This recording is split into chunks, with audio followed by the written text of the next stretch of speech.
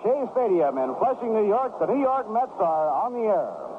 Well, hi, everybody. This is Bob Murphy with Lindsey Nelson and Ralph Kiner, all set to detail every exciting moment of the historic opening of Shea Stadium as the New York Mets meet the Pittsburgh Pirates. Today's game brought to you by Rheingold Extra Dry and Viceroy Cigarettes. Well, we hope you have plenty of Rheingold Extra Dry on hand. You'll enjoy today's game even more wherever you're listening along the Rheingold beat. Rheingold is as good to your taste as it is to your thirst. Rheingold after Rheingold. Smoother, crisper, livelier. And now, before the very first ball game in Shea Stadium gets underway, let's give it the proper traditional send-off, the singing of the national anthem.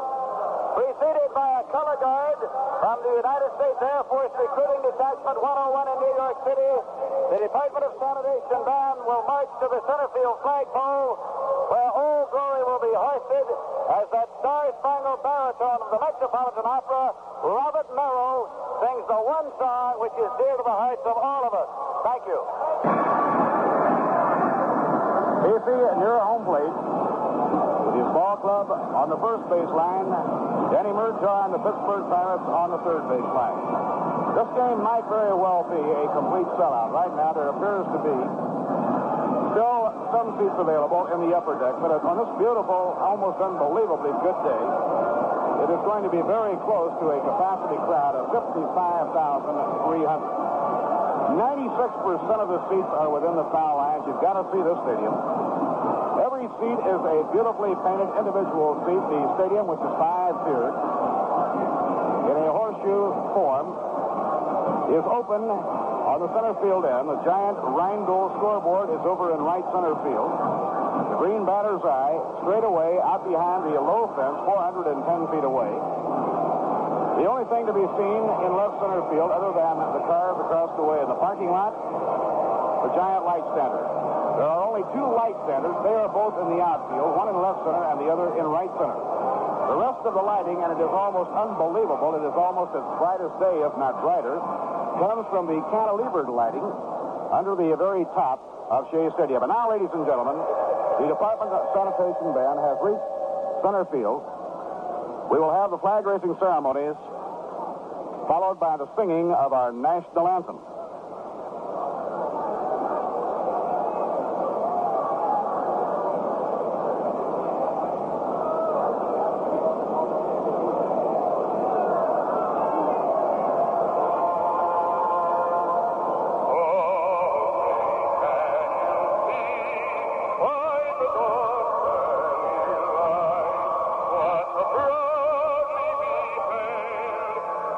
Twilight, let's see.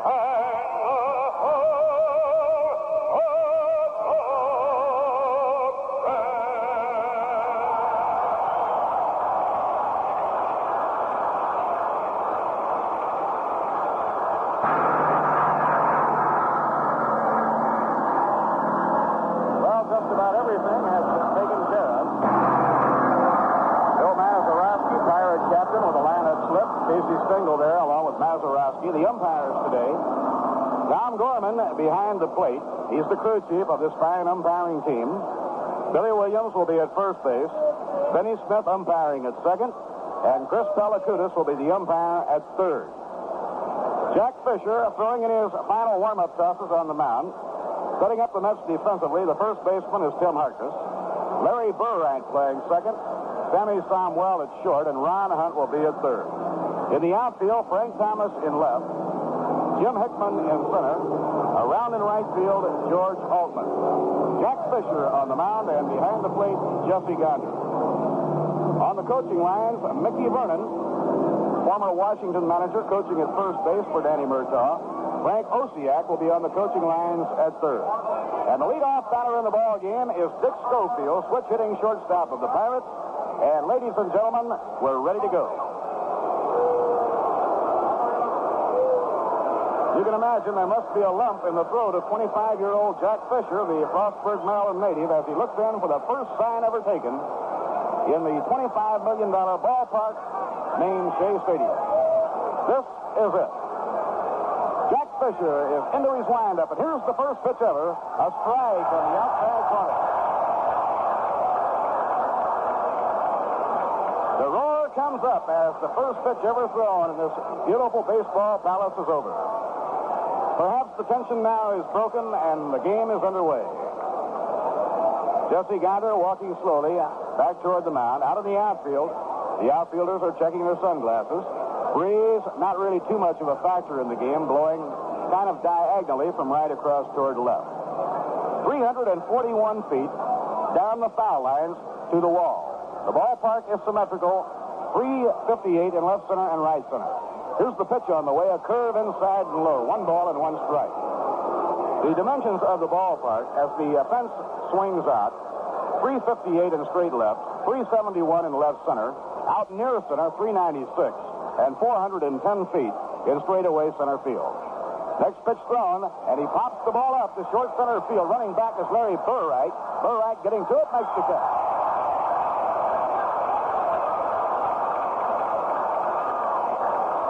One away and nobody on. We're in the top half of inning number 1, just underway on a historic day. Now the hitter is Bill Verdon, the center fielder. Bill, veteran outfielder, one of the outstanding ball hawks of the major leagues, has 2 hits and 11 times at bat in the first 2 Pirate games.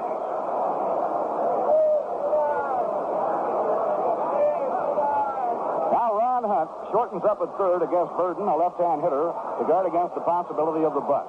Here's the pitch on the way. Strike. Oh, the fastball to the inside corner.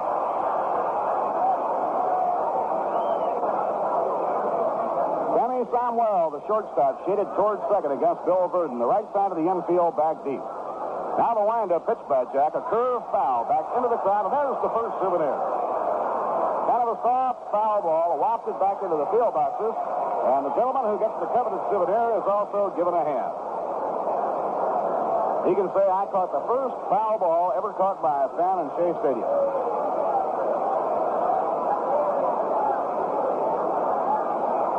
Two-strike count on Bill Verdon. Now the windup and the pitch by Fisher. Slow ground ball down to third. Charging in is Ron Hunt. Bare-handed pick up the peg. He got it.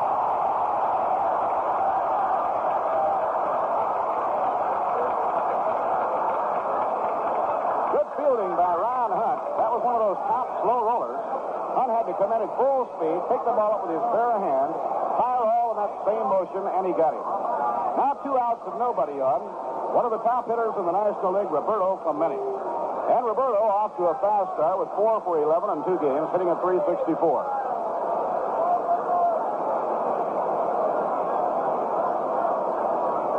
Clemente, a right-hand hitter. Real good bad ball hitter, and he has a lot of power to the opposite field. Curve is over at the knees, strike 1. Last year, Roberto hit 320. At 76, runs batted in. Without a doubt, one of the best ball players ever acquired in the baseball draft. A little under the knees, 1 ball and 1 strike. Well, this is certainly some kind of a day. We're sorry you couldn't be with it. The excitement almost unbelievable. Tremendous crowd. I think by the time everybody settles down, it'll be very close to a capacity. Now Fisher out of his windup. The pitch to Clemente. Lined hard, but it will be foul deep down the left field line. In Shea Stadium, not too much room in foul territory. The distance from home plate to the backstop, not nearly as large as in some major league ballparks. A fact that will not please the pitchers, but will please the catchers.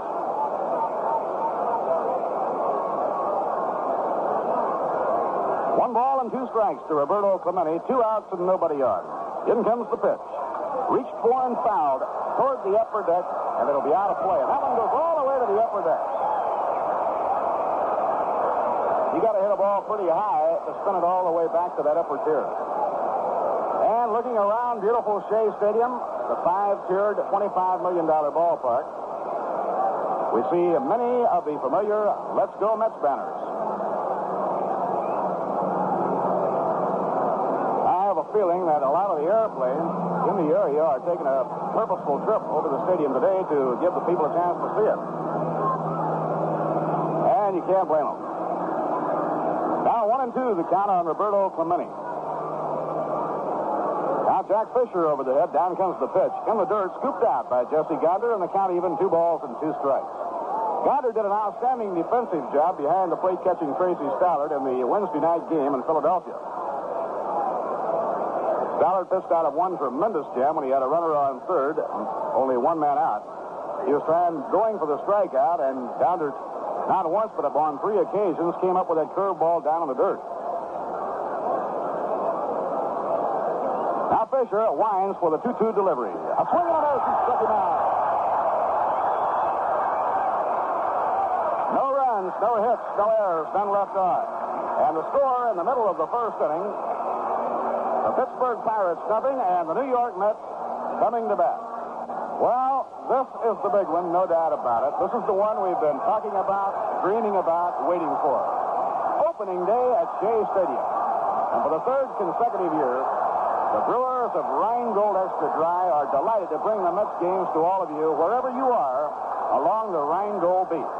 And there's no better way to follow the Mets than with a refreshing Rheingold Extra Dry right close by.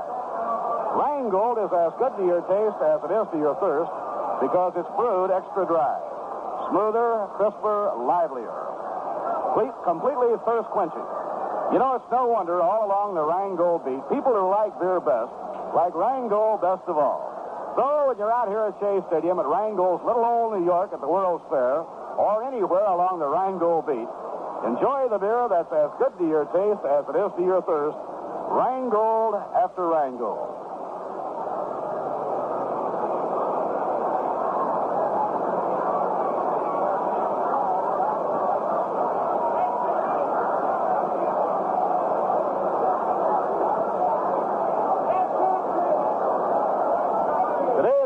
Mets will be up against their number 1 nemesis in their young National League history, veteran right-hander Bob Friend. Year before last, the first year of baseball for the New York Mets, Friend beat them 5 times without a loss. And last year, he won 3 without a loss. So lifetime against New York, Bob Friend has won 8 and lost none. And the Mets start this ball game having gone 47 consecutive innings against Friend without scoring. You can't be any tougher than Friend has been against New York. Now Tim Harkness steps in to lead off for New York. The veteran right-hander winds and pitches. Curve hit on the ground, foul in behind Wes Westrom. On the coaching lines for the New York Mets, former Giant standout behind the plate, Wes Westrom. And on the coaching lines at third base, a real veteran who broke in back in 1929 in the minor leagues, and in 1933 with the New York Yankees, Don Hefner. Here's the pitch on the way. A ground ball bounced to shortstop, fielded by Dick Schofield. The peg to first in time, 1 man down. 1 away and nobody on, and that brings up right fielder George Altman.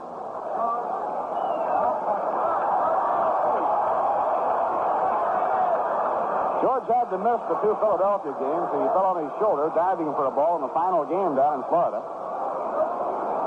But he is in the lineup this afternoon, and the Mets are going to rely a great deal on the bat of George Altman. George is also an outstanding fielder. Has a good arm, and he runs well. Now Bob Friend has his sign from Pagliarone, the windup and pitch. Fastball for a strike on the outside corner. Ron Hunt waiting on deck with Jesse Gonder batting cleanup. Infield appears to be in good shape. The outfield naturally is somewhat soft because of the 3 days of rain. A foul ball hit back toward the press box, and it will be out of play.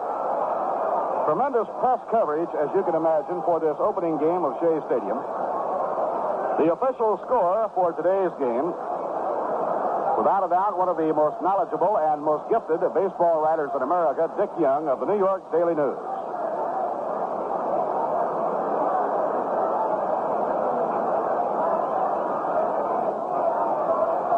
Now Bob Friend with a 2-strike count on George Altman. The right-hander winds and pitches inside and high. Tried to get him to go for a bad pitch, and the count 1 ball and 2 strikes. The Pirates are playing Don Clendenin at first, Bill Mazeroski at second, Dick Schofield is at short. The third baseman is Bob Bailey.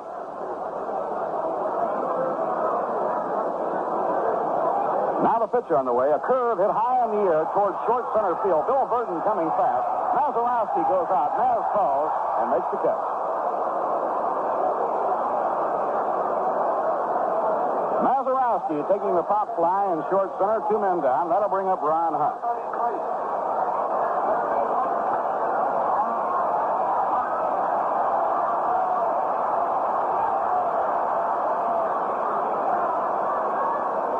Ron hitting for the first time, batting third in the order.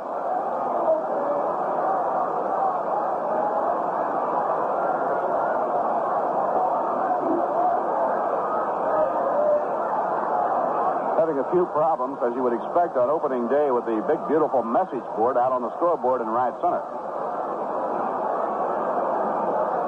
It'll take 2 or 3 ball games for the ship to be shipshape, I suppose.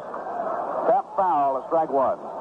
You certainly can't expect everything to go off perfectly on an opening day of such a tremendous project. But the fans have been extremely patient. It has been a happy day for them, and they're all set now, settled in their seats and ready for an enjoyable afternoon. 1 strike count on Ron Hunt. No score. We're in the last half of inning number 1.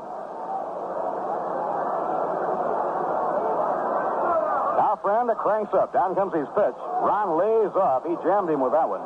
1 ball and 1 strike. Today's baseball in the major leagues, with the hitters all going to the thin handle bats, the light bats that they can whip around in a hurry. The pitchers more and more try to jam that fastball in on the wrist and hit that thin bat handle. Pitch to Hunt. He pops it up. A foul ball. This will be out of play. Clendenin goes over, but it drops into the crowd. 9,000 field boxes in this beautiful stadium. They graduate from the dugout back toward the loge level. The 9,000 field boxes in baseball position now. When the New York football Jets play their games here in the fall, they are on a track and they roll around and become 50-yard line seats. The 1-2 delivery to Ron Hunt. A ground ball tapped slowly to shortstop. Up with the ball is Schofield. He pegs across in time, and the side is out. The Mets go down 1-2-3 in their half of the first. No runs, no hits, no errors, and then left on. At the end of 1, the score at Shea Stadium. The Pirates nothing, the Mets nothing. Well, the fans here today, and we think the crowd is certainly around 50,000, are getting their first look at a glossy dedication book. Wonderful souvenir of these first few days at Shea Stadium. You'll find the dedication book contains stories of how this stadium was built and conceived. The story of the man behind it, the man who headed up the mayor's committee, Bill Shea, and the man for whom this stadium is named. A wonderful story on Casey Stengel and pictures of the New York Mets. The dedication book will be on sale here at Shea Stadium for only a few days at $1. And available by mail order for $1. If you'd like to get a copy by mail, send $1 to Dedication Book, Shea Stadium, Flushing, New York. Right here, we pause for station identification. This is the New York York Mets Baseball Network.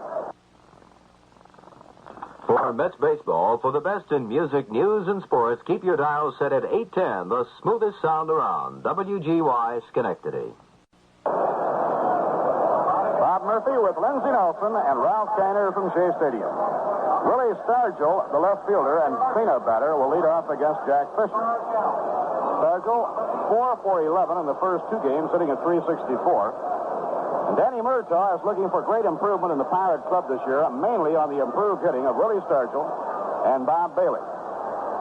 Now Fisher out of his windup. The pitch, long drive, hit deep to right field. It might go. It's going, gone. A home run.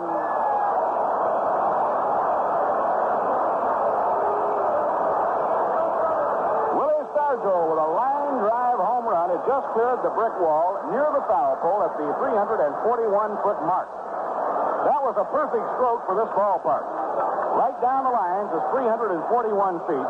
The brick wall is not very high, and anything that clears that brick wall, the wall separates where the players stay in the bullpen and the foul pole, and anything that clears that 10-foot wall is a home run. A hard hit line drive for a home run. Here's the pitch on the way to Don Clendenin, taking low, 1 ball and no strikes. Jack Fisher got the Bucks 1-2-3 in the opening inning. The Stargell got under a low curve and lined a home run, a fastball over a call strike, 1 ball and 1 strike.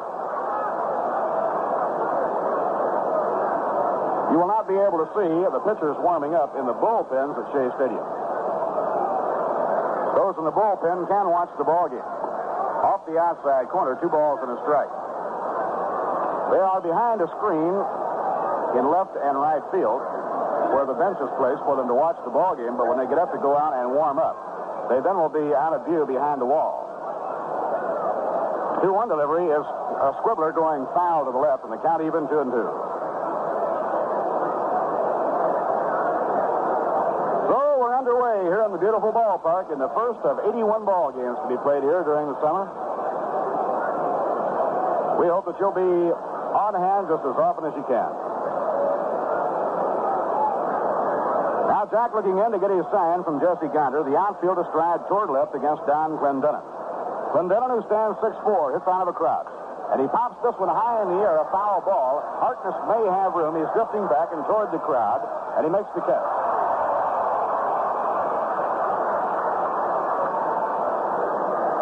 The home run by Willie Stargell is the first homer for the Pirates this year. Stargell and Bailey both had a great spring, and that's why the Pirates feel they'll be improved this year. During spring training, Stargell hit 6 home runs. Now 1 away and nobody on, and here's Bob Bailey, and like Stargell, he was red hot all through the spring. This is the ball player the Pirates gave about $125,000 to sign. This is his sophomore season. Breaking ball in the outside corner, a call strike.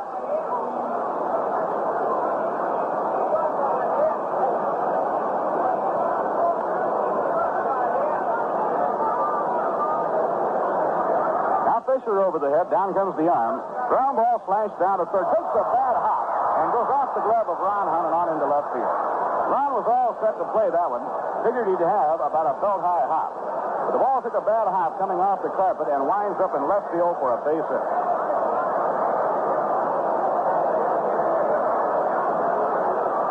Now Pittsburgh 1 out and 1 on, and the batter is Bill Mazeroski, the veteran second baseman and captain of the Pirate Ball Club. Named by the players to the All-Star team last year, Maz had to miss the game due to an injury, and Javier played the All-Star game. He's quite a ball player.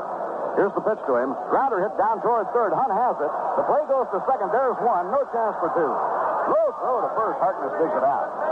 Burright came on inside for 2 and almost threw it away. Harkness saved it on a scoop. Now there are 2 away, and that'll bring up the catcher, the former Red Sox receiver, Jim Pagliarone. Tall, rangy right-hand hitter from Long Beach, California, and when he came out of high school, he got a sack full of money to sign.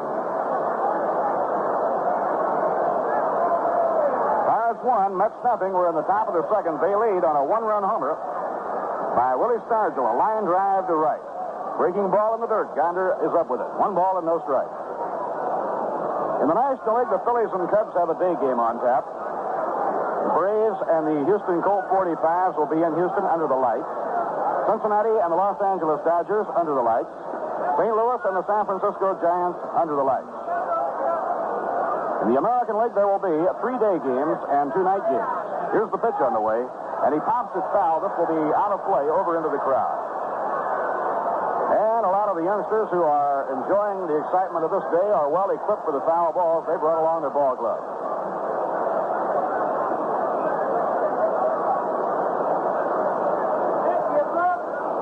This is the opening of a 7-game homestand. Tomorrow will be Ladies' Day, the first Ladies' Day for Shea Stadium. Now Fisher up in pitching position, delivers to Pagliarone. He jammed him with a fastball. He made him wiggle. He had to get out of there. 2 balls and 1 strike.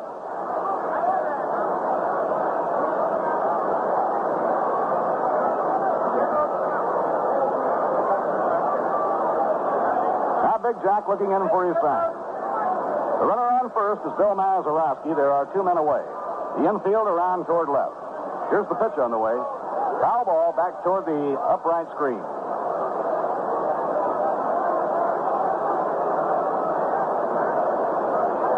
Most of the crowd is still basking in the sunshine. The shadows now have taken the sunshine away from those in the area immediately behind home plate. The first time they have a night game here, it will be on May 6th when the Cincinnati Reds are in town. And you'll be in for a real treat when you see the lights come on in this ballpark. Here's the pitch on the way, and he pops it up. It may be or may not be playable. It's going to be into the crowd over by first base. Well, plenty of souvenirs in the early going, and prize souvenirs they'll be.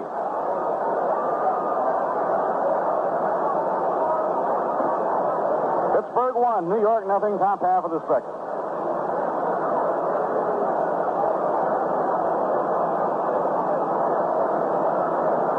Jack working rather deliberately. Looking into Jesse Gonder now to get his sign, and as he takes too much time, Pagliarone decides to step out. Mazeroski edging away at first, the pitch thrown. Ground ball on the right side of the diamond. Burr right to his glove side. He's up, throws to first, the side is out. 1 run, 2 hits. A home run and a bad hop single. No errors and 1 left on. At the end of an inning and a half, the score, the Pirates 1 and the New York Mets nothing. And now some music to have a Rhine go by.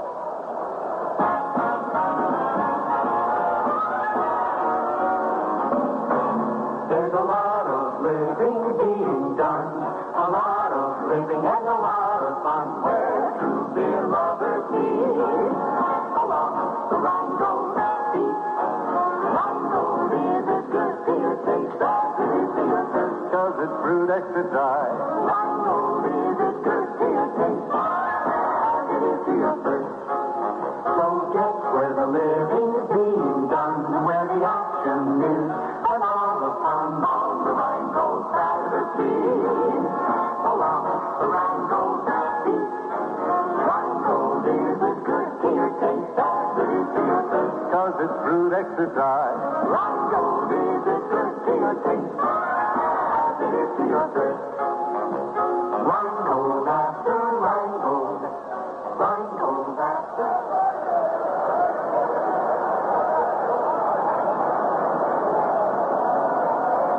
Now the last half of inning number 2, New York coming up against right-hander Bob Friend.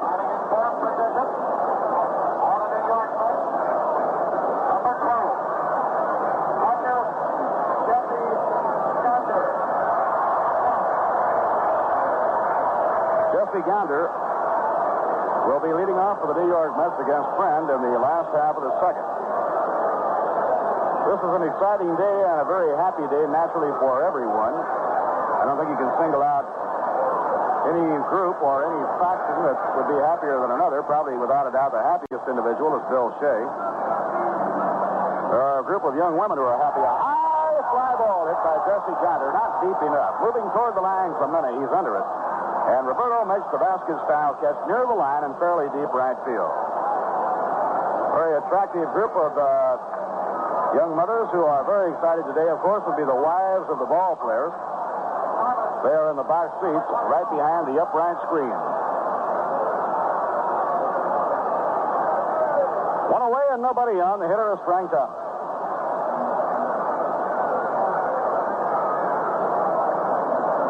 Tell you one fellow that doesn't appear to be too nervous on this opener is the Pirate broadcaster, Bob Brent, and his colleague, Jim Woods. Jim, of course, worked here in New York on the Yankees for a number of years.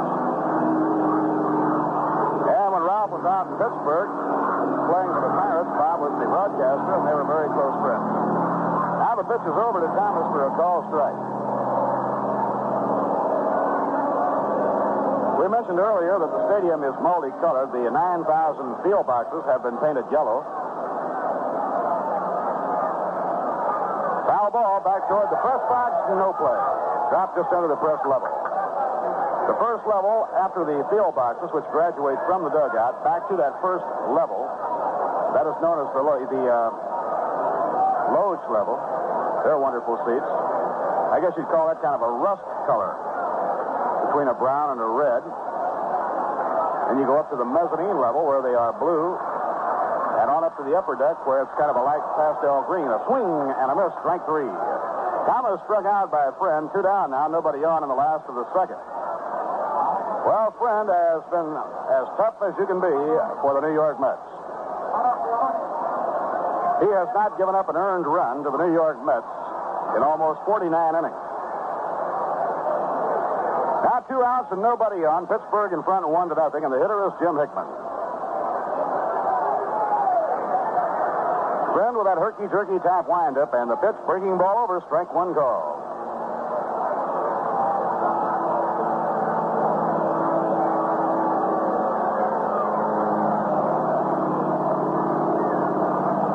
Now Friend has his sign from Pagliarone, winds and pitches. Breaking ball, foul tipped, and a 2-strike count. Friend isn't throwing hard. He's just pinpointing that slow breaking stuff, and he's baffling. Bob, I don't know how you can tell what color the seats are because I can't see the color with all the people sitting on them. Well, you're right, Ralph, because most of the people are here and most of the seats are taken. But I had taken a preview look before they got here. You're one of those smart fellows, huh? No, not really. That was a great line. Most of the people are here. Here's the pitch on the way. Outside and low, 1 ball and 2 strikes. Well, if we make mistakes in the booth today, I guess they'll just have to forgive us because a fella can get a little nervous on a day like this. You know, it's amazing how well it did come off. In spite of the fact that no one had ever operated here before, traffic worked out well. Everyone got to the seats with not too much trouble, and the ushers were on their first eye, too. Outside and low, 2 balls and 2 strikes. And just across the street from this beautiful stadium, of course, the World's Fair, which opens next week on April 22nd. When you visit the fair, we hope you'll pay a visit to Wrangell's Little Old New York. You'll enjoy the old-time tavern, the sidewalk cafe, and the charming Victorian restaurant. 2-2, the count on Jim Hickman. Pitch thrown by Friend, a fastball. He takes it low, and we have a full count, 3-2. Jim started to go, and then he held up just at the right time. You probably can't see them, Bob, but there's a special viewpoint over here right off of the subway where the people who take the ramp down from the subway are watching the ball game. It's that close. It just couldn't be more convenient. Outside and low, ball 4, and Hickman becomes the first base runner in the stadium for the New York Mets. Well, I'm sure that many of this big crowd came by public transportation, by either the Flushing IRT from Times Square or Long Island Railroad from Penn Station. Many came by bus, and many came in the automobiles that had filled the parking lot. Now, Sammy Somwell, playing shortstop today, hitting number 7, is up against Bob Friend. The right-hander's delivery out of the strike zone. 1 ball and no strikes. Tomorrow is Ladies' Day, so we hope that you gals will get your group together and enjoy the beauty of Shea Stadium and the action of the Mets against Pittsburgh tomorrow. The game tomorrow, ladies admitted for the 50-cent service charge. A ground ball fouled on the third base line. Backhand play by Bailey to no avail, and the count 1 ball and 1 strike.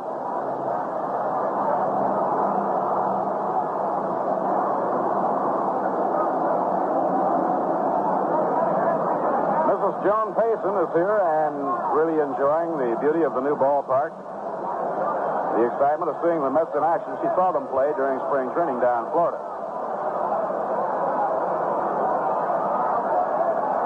Pitch thrown to Samuel. Foul ball. He ripped that one. Right in front of Don Hefner, the third base coach.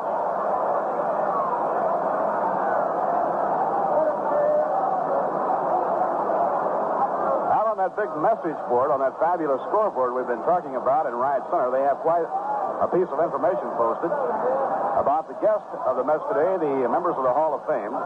The 6 non-pitching Hall of Fame members who are here today accounted for a total of almost 16,000 base hits. A swing and a miss, and Samuel goes down swinging. Side retired in the second. No runs, no hits, no errors, and 1 left. Now, 2 innings complete, and the score, the Pirates won on a home run by Willie Stargell, and the New York Mets, nothing. Tomorrow will be Ladies' Day here at Shea Stadium, the second of the 3-game series with Danny Murtaugh's Pirates. This series will conclude with a Sunday afternoon game. We hope you're planning to be with us. Tomorrow, being Ladies' Day, ladies will be admitted at the gate for the service charge of 50 cents. After the Pirates series, which winds up with the Sunday game, Gene Mock brings the Philadelphia Phillies in for afternoon games Monday and Tuesday of this next week. That's April 20th and 21st. Following the visit of the Phillies, the 7-game homestand will wind up with Bob Kennedy bringing the Chicago Cubs in for 2 games on Wednesday and Thursday afternoons. That's April 22nd and April 23rd. If you're in the area of Flushing, the Shea Stadium ticket office will be available to you, and of course tickets are also available in Midtown Manhattan at Grand Central Station, also the Long Island waiting room of the Penn Station. And for the boosters of the Mets in the Long Island area who live near the Nassau-Suffolk County line, the Mets have a brand new ticket outlet located this year in the Walt Whitman Shopping Center at Macy's in Huntington. Right here, we go along to the 3rd inning, and here's a man who knew many exciting days and many thrills as a great player with the Pittsburgh Pirates. Now another kind of a thrill against his old team of the Pirates, Ralph Kiner. Thank you, Bob, and it's certainly a pleasure to be with you here today. This has been one of the big thrills for everyone, including the Hall of Famers, the players that are playing today, and for me, too, that's for sure. First man up is former teammate Bob Friend. Bob, a right-hand batter, wearing number 19. And the first pitch by Jack Fisher to Friend is called strike 1, a fastball at the knees. Friend is the only Pirate left in the ball club from the old days prior to Branch Rickey coming in there back in 1952. 1 strike pitch is a high pitch, swung on a missed, strike 2.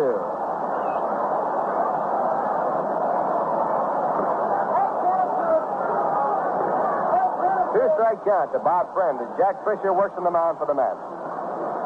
And Fisher misses with a slider outside, ball 1. 1 ball, 2 strikes.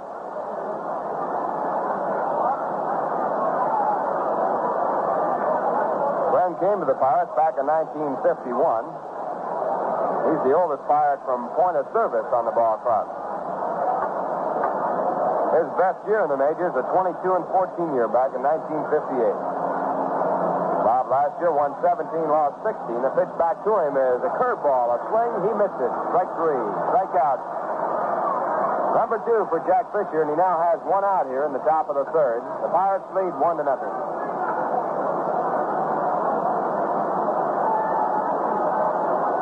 That'll bring up the top of the batting order, Dick Schofield. Dick, a left-hand batter, pops to second his first time up. A good play by Larry Burright. Schofield has 1 hit and 3 times up so far this year. And his first pitch is a curve taken inside, ball 1. Tom Gorman is the home plate umpire, and Tom, a local New York boy, and he was switched around in order so he could open up here in Shea Stadium. He originally was scheduled to open up the opening day game because he's the umpire-in-chief of this crew. But he held out of the other 2 assignments and came in here for opening day in this ballpark. There's a ball hit back to the mound. Fisher knocks it down, picks it out of the air, and throws to first. Retires his man, and that's 2 men out here with the batter coming in, Bill Burden. Bill grounded out the 3rd, and Ron Hunt made a nice coming-in play to get him at first base.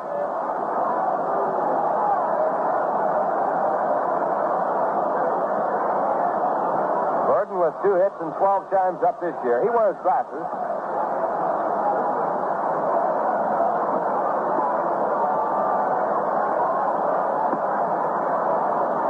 first pitch is a curve inside and low, ball one. Gordon was originally signed by the New York Yankees, and he was involved in a trade that turned to St. Louis. It was one of the most controversial trades made around St. Louis. We saw Enos Slaughter go to the Yankees. Slaughter, an all-time favorite with St. Louis Cardinals, leaving that ball club for the first and last time. Gordon later came over to Pittsburgh in a trade that sent Dick Littlefield and outfielder Bobby Del Greco to St. Louis. There's a line drive to right center, base hit. Coming in is George Altman. He picks it up, throws on in, and that ball, after hitting, just died right out. That outfield is very wet.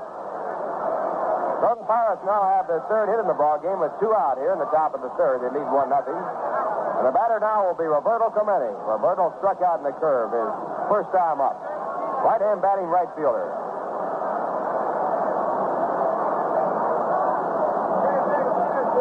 Clemente is another player acquired by Pittsburgh, and he was picked up for a steal. He originally signed with Brooklyn, was drafted from Montreal. Dodgers tried to hide him at Montreal and couldn't do it. Pirates got him to throw to first base, but not close. Drafted for $10,000. Pitch back to Clemente, line to right field. A beautiful hit right down the line.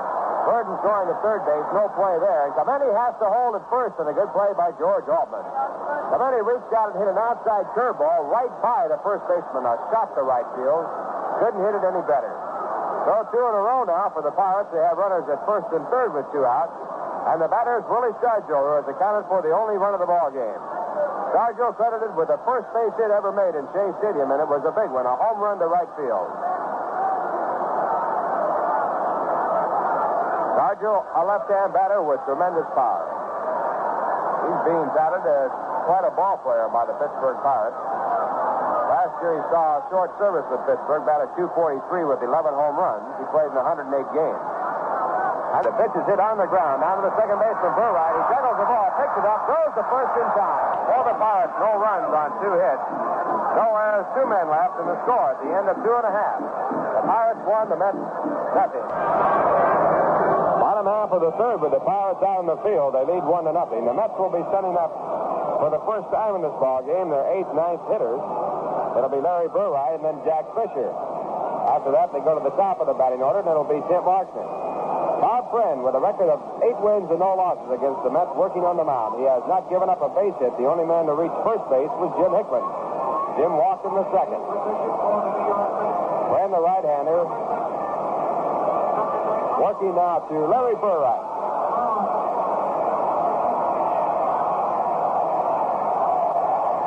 Larry's making his debut as a batter right here in Shea Stadium. And the first pitch to him is bounced back to the mound. A one-hopper. Friend takes it. Goes to first and gets his man. 1 pitch, 1 out, and now the batter will be Jack Fisher. Jack had a good spring with the bat. He and Tracy Stallard were the 2 leading hitters on the ball club. Of course, in spring training, if you don't get the bat too often, you can lead a ball club. Friend wearing 19. He's quite a fan of Bob Colors, and Bob wore the same number, 19. He has a lot of mannerisms in his pitching performance. And he comes in with a curveball. Called strike 1. Friend uses the same rocking motion as he starts to pitch, and he backs to the pitching rubber after throwing the same way the caller did. Backs back up to it. Now the pitch back to the plate. A fun attempt, but fouled off, strike 2. Jack Fisher trying to catch Bob Bailey a little bit deep at third base. Bailey was used in the outfield during spring training, but not actually as any special reason. Danny Murtaugh, the manager of the Pirates, said that he just wanted to get some versatility in his lineup. He wanted to see how he could play out there. He had planned to use him at third all along. Now Friend at 2 strikes. Then he throws a slider. It's swung on a miss, strike 3. Friend with his 3rd strikeout in the game, now with 2 men out in the bottom of the 3rd. Score 1-0 in favor of the Pirates, and Tim Harkness coming up for the 2nd time.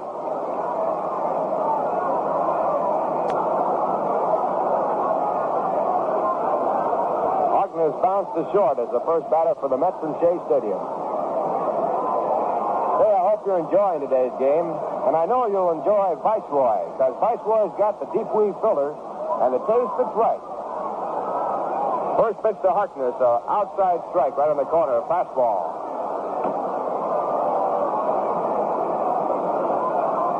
Tim standing quite a ways from that plate. He'll have to go to left field with the fastball because Friend's fastball breaks away from a left-hand batter.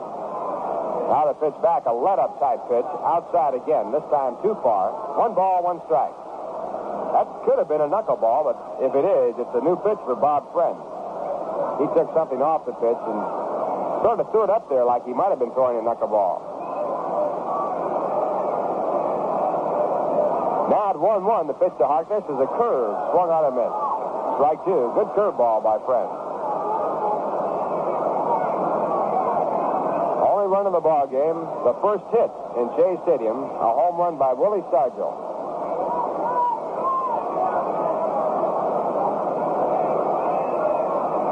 1 ball, 2 strikes with 2 men out. Here's the pitch to Harkness. Fastball bounced down in the dirt. It goes foul. Wes Western coming over to pick it up. We were talking with Wes. He had been with the Giants, of course, here in New York and was with the Giants in San Francisco. We were talking about how did he like this ballpark. He says, I can't believe it. Well, I tell you right now, nobody can believe it. You've got to see it to believe it. And then you won't believe it.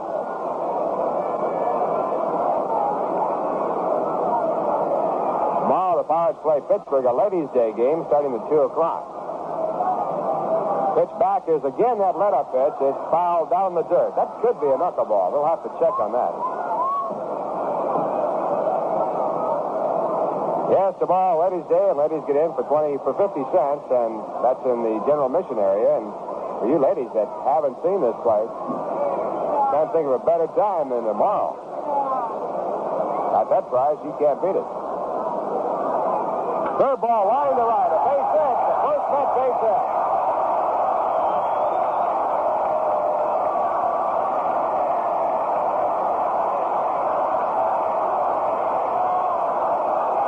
Tim Harkness picking up the first Met base hit here in Shea Stadium, and the Mets now have the tying run at first base, and George Altman coming up.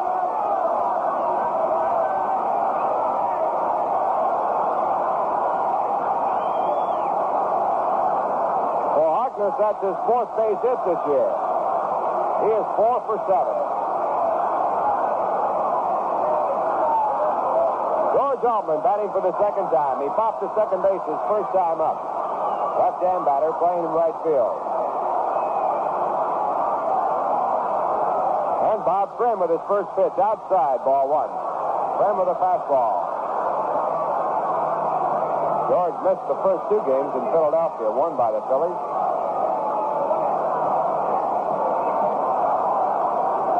Mets had plenty of hitting in that series with Philadelphia. Philadelphia gloves taking the first game away, and then the bats the second. Altman takes high, ball 2. 2 balls, no strikes.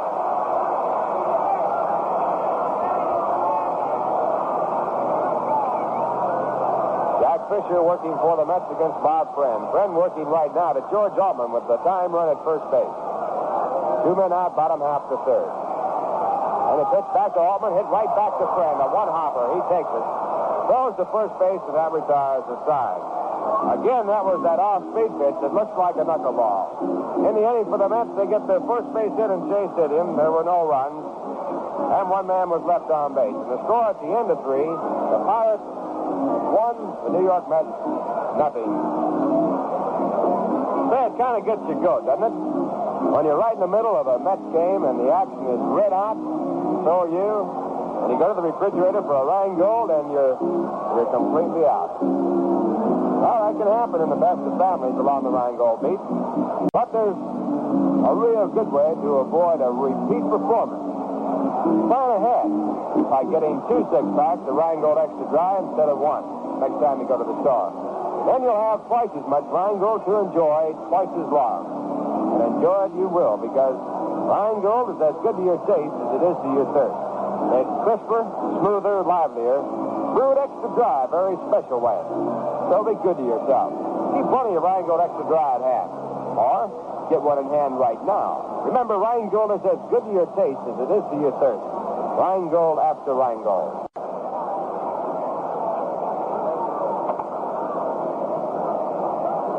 had 1/3 behind us now. We're moving to the top of the fourth. The Pirates lead 1-0 as they come to bat against Jack Fisher. Fisher has given up 1 run, allowed 3 hits, struck out 2, and walked none. And he'll be working to Don Clendenin, big first baseman for Pittsburgh. Don fouled out his first time up. And this time he pops one in the air to right center field. Moving over is Hickman, also George Altman. Altman falls, and he makes the catch. Ball caught just in front of the warning track as the wind took the ball toward George Altman and away from Jim Hickman. It's real tough running in that outfield. You really have to pick them up and lay them down. Snowshoes would come in mighty handy out there to keep it from sinking in. So 1 out now, and the batter coming up will be Bob Bailey. Bob had a base hit his first time up and a bad hop grounder that deflected off the glove of Ron Hunt at third. Bailey, a right-hand batter, and Fisher with his first pitch is low and outside with a breaking pitch. Ball 1. Bailey, 5 for 11. That's quite a start. He hit quite a spring. He got a base hit his first 10 times up in spring training. He's got a good bat. Slider's outside, ball 2. They gave this fellow the whole score when he signed up. About $170,000 worth. Out of Long Beach, California.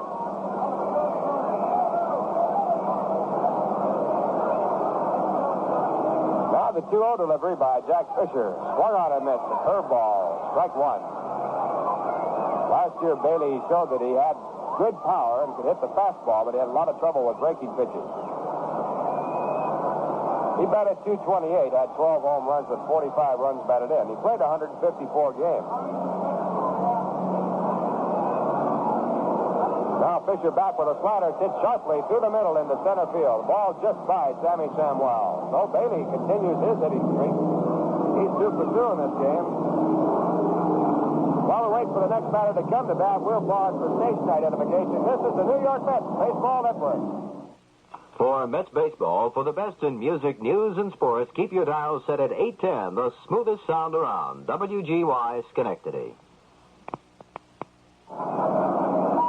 Ralph Gainer along with Bob Murphy and Lindsey Nelson from beautiful Shea Stadium. The score 1-0 in favor of the Pirates. They're batting here in the fourth with a man on first base and no one out. And the batter is Bill Mazeroski, right-hand batting second baseman. And he takes a curveball. It's too high, ball 1. Now he's hit into a force play his first time up.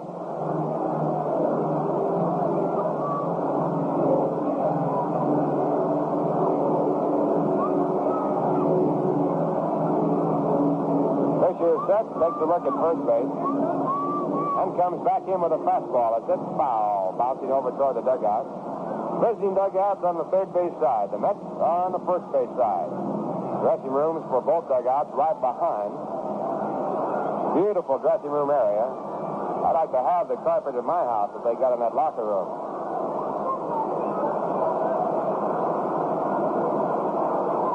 Everything about this ballpark is luxurious. A throw to first base, but no tag made by Jim Harkness as Bailey gets back ahead of the top.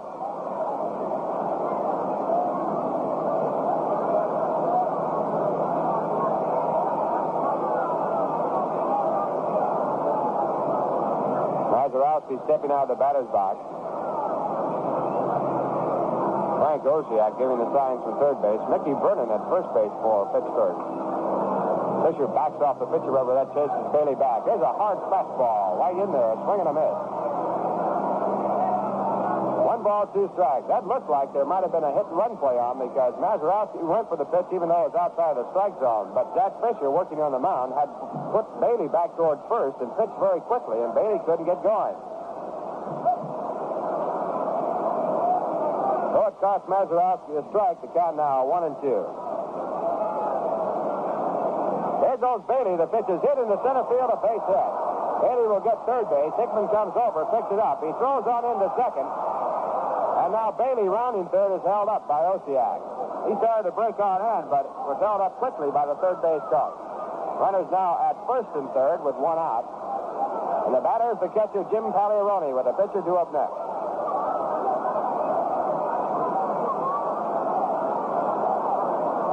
Hits off Jack Fisher. The score 1-0. The Pirates lead.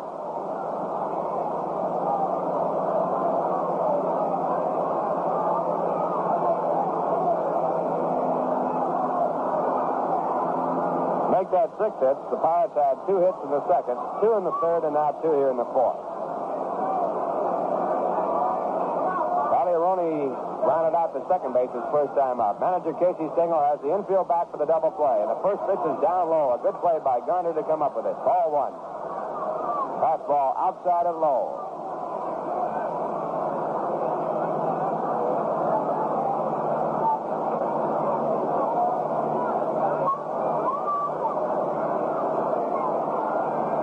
Pitch back to Roney. A fastball inside. Right at the knees. Strike call. 1 ball, 1 strike. Right on the inside corner at the knee. Fisher working in and out against the big right-hand batter. Now he sets again. Runners at first and third. Here's the pitch. Breaking pitch down too low and outside. Ball 2. Fisher working carefully here with a pitcher in the on-deck circle. Big point in this ball game with the Pirates threatening with runners at first and third and 1 man out.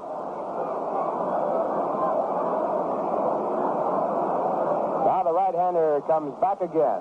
And a fastball is just low. Ball.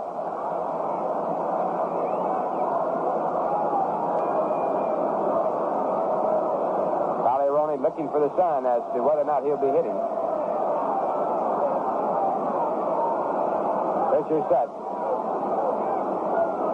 And the pitch. Bounce foul down toward the third base coach. Roney right over the top of a curveball.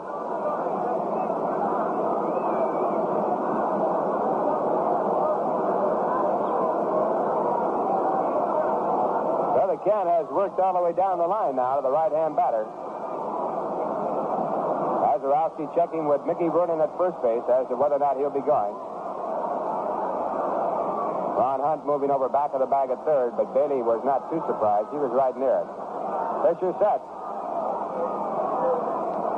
The runner goes. The pitch is hit on the ground. Down the third. Ron Hunt comes home. A good play, and he got his man.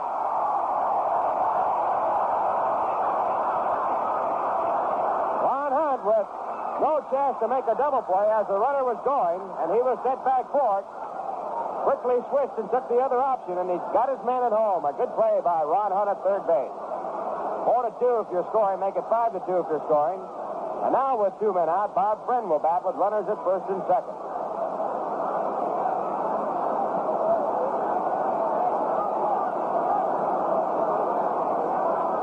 Good heads-up play by Ron Hunt playing third base. Bob Friend, the batter, right-hand batting pitcher. He struck out his first time up. And the first pitch. Fastball was swing and a miss. Strike 1.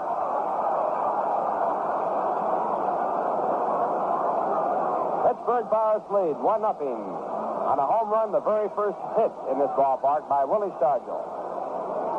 Home run hit down the right field line about 350 feet away. Now the right-hander, Jack Fisher, looks at second, comes in home with a slider, hit out to left field high in the air. Right there is Frank Thomas, glasses down, he's under it, and he makes the catch, and that retires the side. Good pitching by Jack Fisher to get out of the inning. No runs on 2 hits, no errors, 2 men left on base. And the score, at the end of 3 1/2 innings, the Pirates won, the New York Mets nothing. Now music to twist all the way to the refrigerator bar.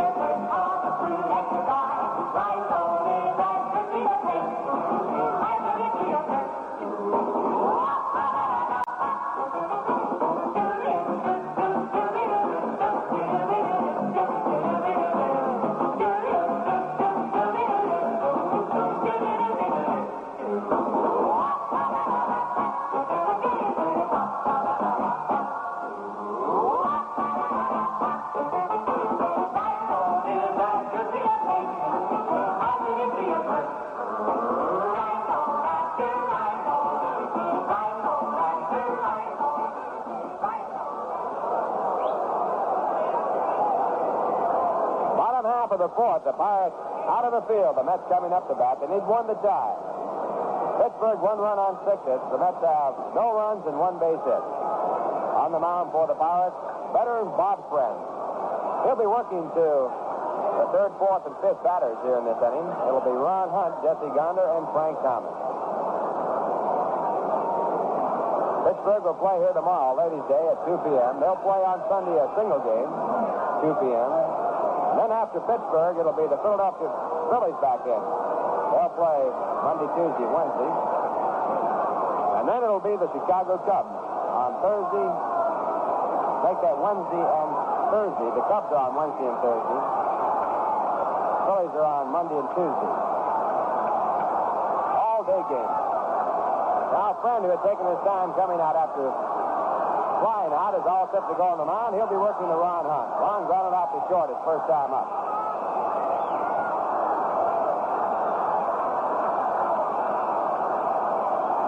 Right-hand batting third baseman. Crowd stirring up some excitement here as we start the bottom half of the fourth. And the first pitch is high, a puff ball.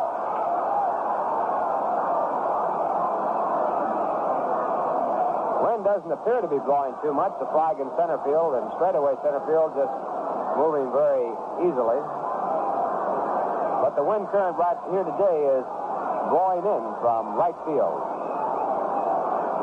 Now the pitch back. A check in the swing, but not in time.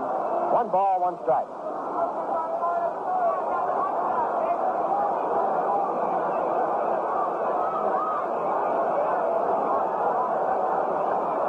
One strike. Friend back to Hunt with a slider upon attempt, but foul. Ball going back of home plate on the ground.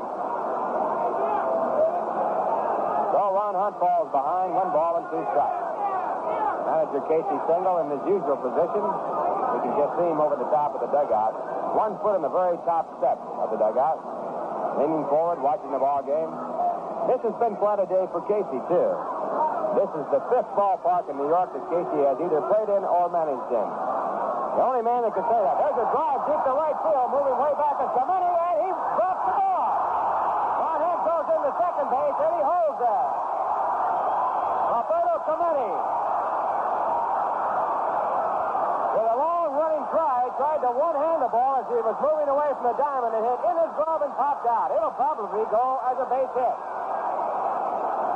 There's the hit sign, a 2-base hit for Ron Hunt at deep right center field. And the Mets now have a runner at second base for the first time in the ball game. That is the tying run, and Jesse Gonder's coming up.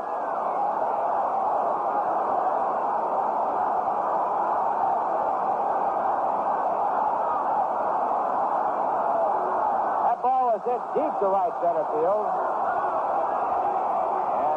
Clemente, a great outfielder, got one hand on it. Actually got the ball in the pocket of his glove, but it popped out. He was running away from the field at the time, and he was about at the 370 mark. Now here's Jesse Gonder, left-hand batting catcher. The first pitch hit on the ground, deep in the hole. It goes on through. Here comes Hunt, and a great throw. Clemente throw. It is not in time. Foul argument by Danny Murtaugh.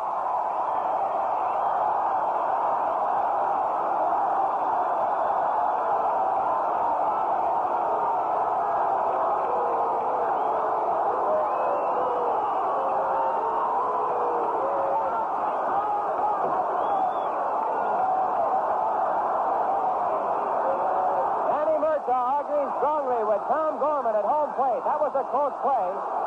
Andy Rooney, the catcher, thought he had the plate blocked, but Ron Hunt slid in and was called safe.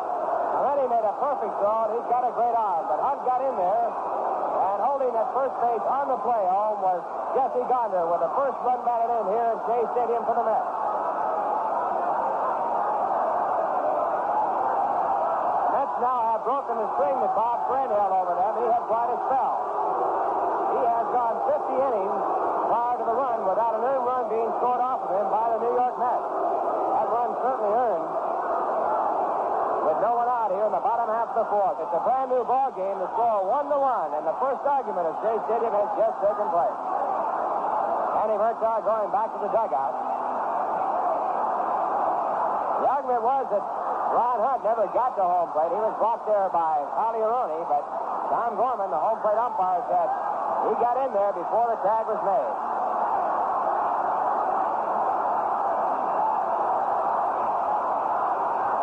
So it's 1-1, and the batter is Frank Thomas. right-hand batting left fielder. And the first pitch by Bob Friend. Bounce back to the middle. Picked up off the bag. It's a base hit. Bond is going to third.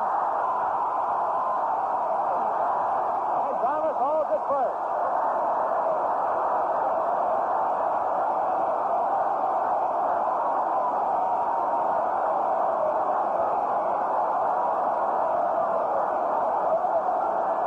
A bouncing ball, not hit too hard, right through the middle. Bill Mazeroski was right back at second base, all set to pick it up. It was a big hopper, but the ball hit the bag and deflected out into center field. It'll be a base hit for Thomas. On the plate, Jesse Garner went to third. Well, the Mets now with three in a row. Runners at first and third, a run in, no one out. The batter is Jim Hickman.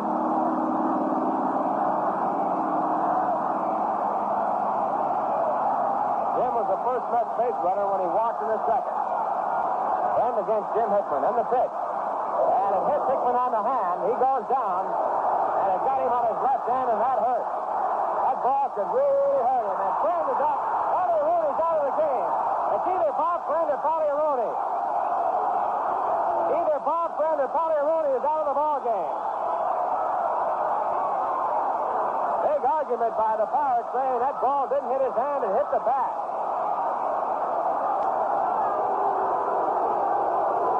Jim Paulie Rooney chased from the ball game by umpire Tom Gorman. That was left over from the close play at home plate when Ron Hunt scored the tying run for the Mets. Hickman is now being administered by trainer Gus Marsh. He was hit hard in the hand. Now he's going down to first base.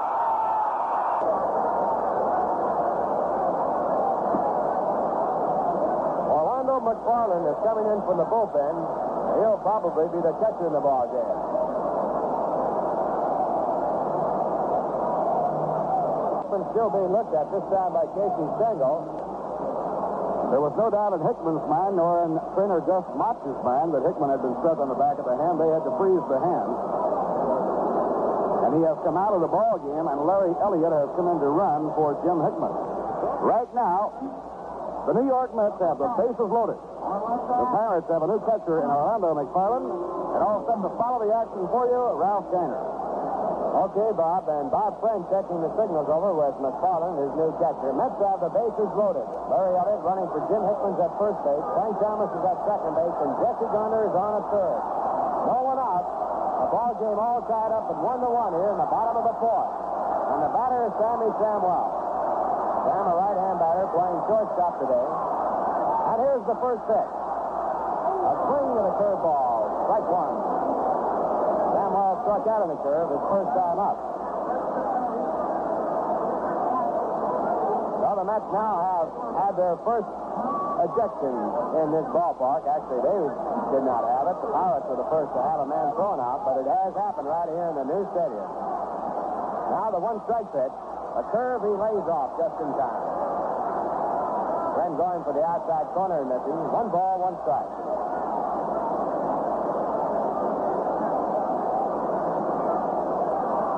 Farland, now the catcher.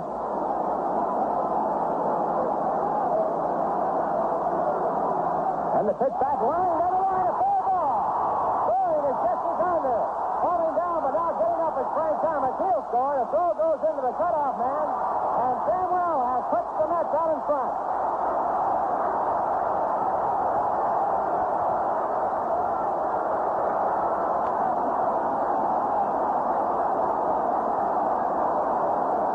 Sammy Samuel with a sharp line drive over the bag to hit in fair territory. Right down the left field line. It scored first Jesse Garner. Frank Thomas later scored after falling down rounding third base. He got up and had time to come in.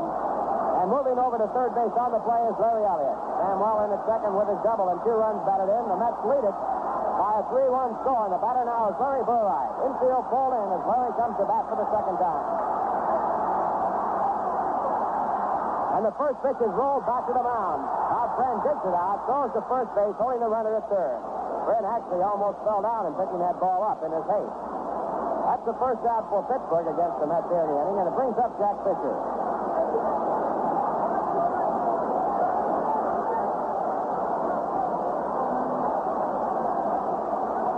Fisher now the batter with The Mets still having runners at second and third base. They lead in the ball game 3-1 here in the bottom half of the fourth.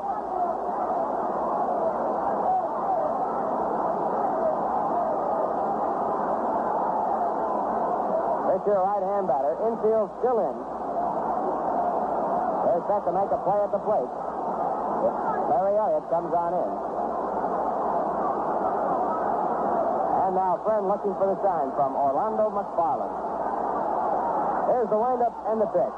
Fastball bunted back to the mound. A safety squeeze. No one coming in from third. Friend picks it up after juggling the ball and has time to go to first base to get his man. And the score at the end of 4, the Mets 3, the Pittsburgh Pirates 1.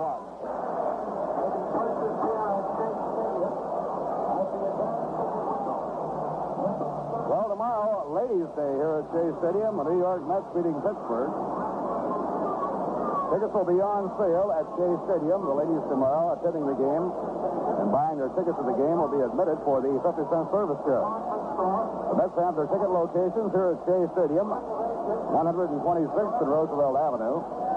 Also in Manhattan at Pennsylvania Station, the Long Island Waiting Room, at Grand Central Station near the foot of the 42nd Street, Vanderbilt Avenue ramp.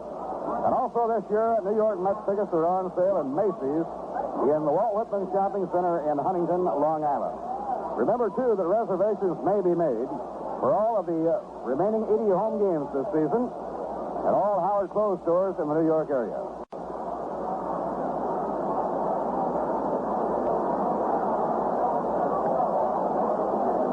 Jim Hickman forced out of the game when he was hit on the back of the hand by a pitch.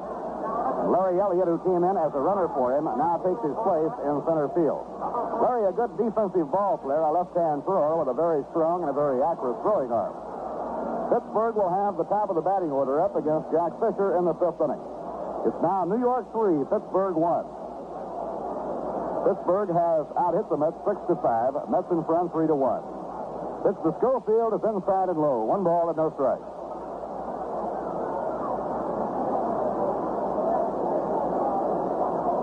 Ron Hunt playing on the grass at third against Schofield, a left-hand hitter. Schofield chokes up on the bat. Now the pitch to him. Breaking ball over, a call strike. 1 ball and 1 strike. The first pitch of the afternoon that brought up a big cry from the crowd here at Shea Stadium was over on the outside corner for a strike. Pirates got their run on a second-inning homer by Willie Stargell. Fastball strike called on the outside corner. 1 ball and 2 strikes. So this game has been jam-packed with a lot of excitement over the first 4 innings, including the excitement of a close play at the plate, a heated argument, and later the banishment of a ball player. The 1-2 delivery. Almost a wild heave, no damage done. 2-2.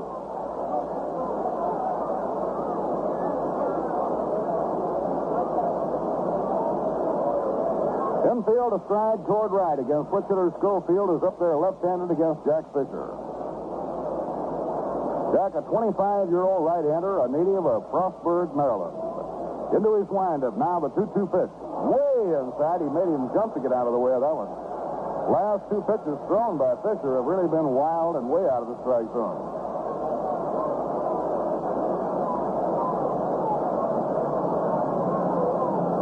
Shea Stadium does not have, the way it is built, a great deal of standing room. There are many fans standing over in the left and right field end of the big horseshoe. Only the seats on the extreme ends of the horseshoe are out of the foul line. Foul ball on the ground coming right straight back. 3-2. 96% of all the seats, over 55,000, are within the foul pole.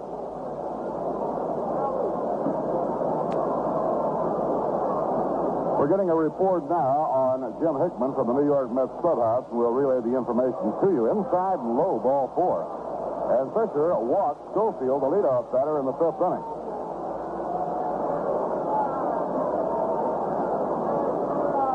There's the first walk given up by Fisher, and it brings up Bill Verdon.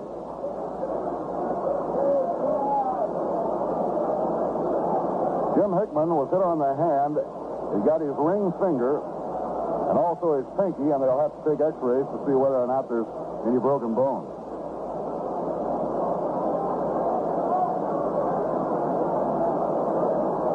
Now the pitch on the way. Fastball taken high. 1 ball and no strikes to Bill Verdon. We're getting warm-up action now for the first time in the New York Mets bullpen.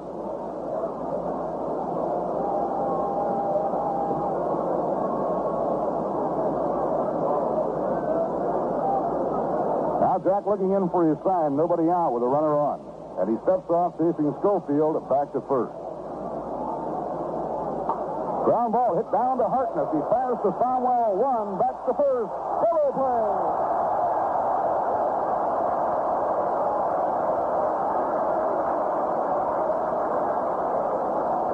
3-6-3 double play. Harkness to Farwell and back to Harkness. Ground ball was hit right at Tim, who grabbed it in a hurry, about even with the bag, and started the double play.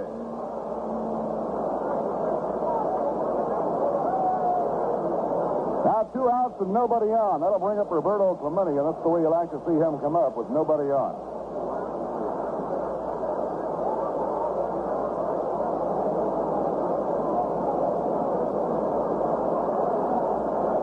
Clemente sprays line drives to all fields, and they play him straight away. A drive hit hard to right center field, a base hit. Altman moving over, snags it. Clemente dashes around first and holds on as Altman plays the ball back in. So Roberto Clemente, and now 2 for 3.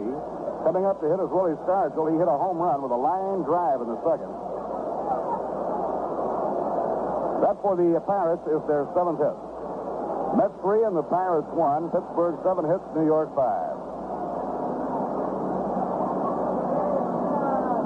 Now Fisher looking in to Jesse Gonder to get his sign.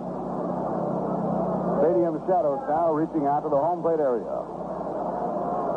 Here's the pitch on the way. A drive hit hard to right center. Altman running at full speed, reaches up, can't get it. It's over his head for a base hit. Elliott picking it up. Clemente is around second holding, dashing for the plate, and in to score comes Clemente as Stargell goes into second with a long double to deep right center. Willie Stargell makes it a 3-2 ball game. He really tied into that. A line drive over the head of George Altman. The ball hit on the warning pad and bounced up against the right field fence, 371 feet out. Altman slipped on the warning track, and Larry Elliott, coming over to help out on the play, had to pick the ball up and wheel it back in. Now the Pirates have made it 3-2, and they have the tying run on second. Willie Stargell now has a double and home run and 3 times at bat.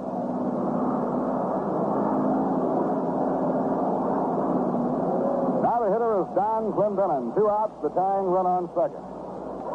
The Pirates like his future. They traded away Dick Stewart to the Red Sox to hand him the first base job. Now the pitch on the way.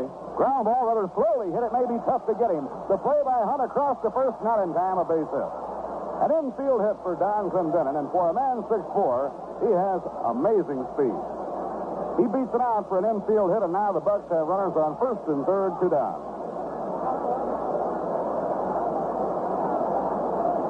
Clendenin, a power hitter, and Ron was playing him deep at third. He took that big swing, but just hit a real slow roller. Right here, we pause for a station break. This is the New York Mets Baseball Network. For Mets baseball, for the best in music, news, and sports, keep your dial set at 810, the smoothest sound around. WGY Schenectady. Now Fisher ready to pitch to Bob Bailey. A slow grounder hit down the third. Hunt is up with it. Now he pegs across the side is out. Bad retired in the 5th inning. Pittsburgh, 1 run, 3 hits, no errors, 2 left on. So we've come halfway in this historic opener, and the score at the end of 4.5. The New York Mets 3 and the Pittsburgh Pirates 2. Well, the World's Fair certainly is really going to be something. It will open next week on April 22nd. And I'm sure everyone along the Rheingold beat will want to get out and see it. I know I will.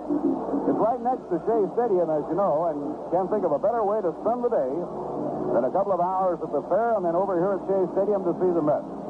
And whenever you're at the fair, don't miss Rheingold's Little Old New York, an authentic corner of New York City as it was in 1904. The ideal place to meet your friends.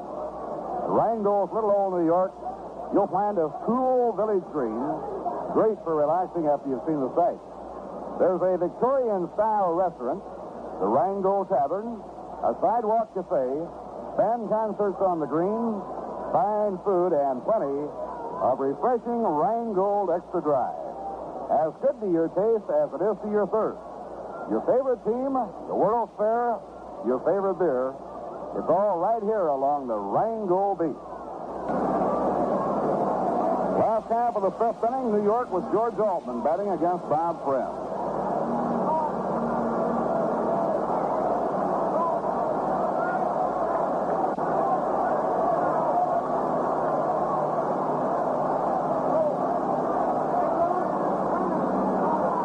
Pitch thrown is hit high into the air. A pop foul. It's going to be somewhere near the mound. Bailey falls down, but Clendon is there and takes it for the out. Bailey, who was hoping to make the play, stumbled as he came over the pitching mound. But Don Clendon had plenty of time to grab it. That was an amazing pop fly.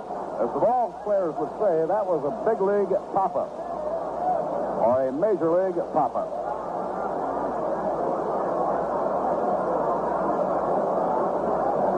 One away, nobody on. Last half of the fifth inning. Now the hitter is Ron Hunt. It was Ron who started the three-run outburst with a double off Clemente's glove and deep right out by the wall, leading off in the fourth inning. He later scored on a base hit by Jesse Gander. And Sammy Somwell drove in the next two.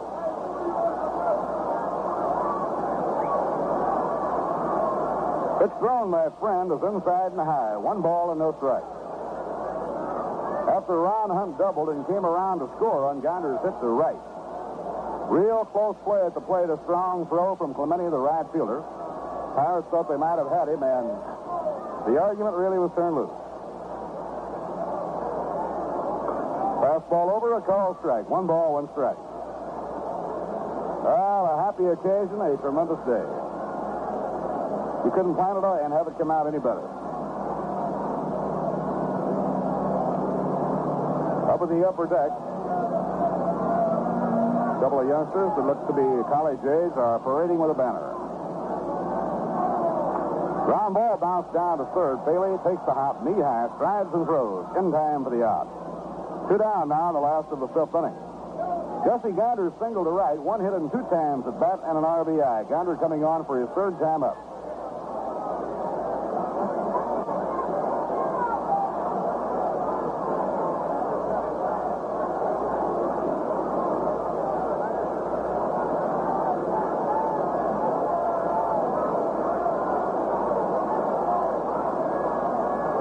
Outfield swings around to right for Jesse Gander.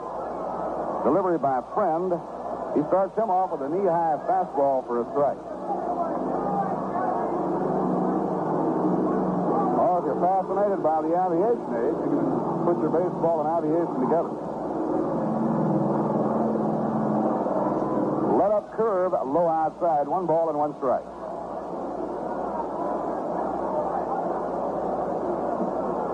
You'll enjoy watching the big scoreboard, particularly on the night games. During the night games, the color effect goes into operation on the giant scoreboard. Musical background, when the music hits a certain note, why one color will flash on. If it goes to a low note, another color comes on. It's going to be something, as they say. 2 balls and 1 strike on Jesse Gander.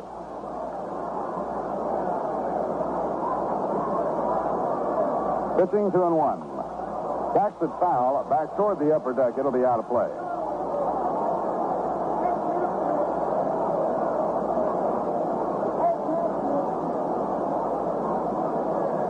Today's game is the opener of a 7-game homestand. 3 with the Pirates, 2 with the Phillies, and 2 with the Cubs.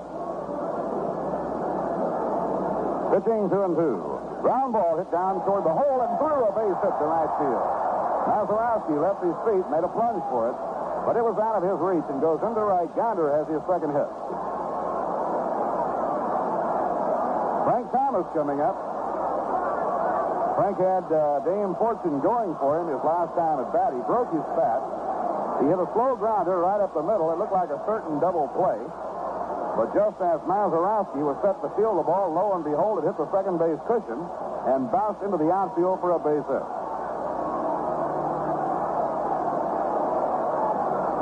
Big Frank standing right on top of the plate. The pitch by Friend. He lays off, and the slider is outside. 1 ball and no strike. Larry Elliott is the on-deck hitter. He came into the ball game when Hickman was hit on the hand and had to leave the game. Larry came in as a runner, then went to the outfield.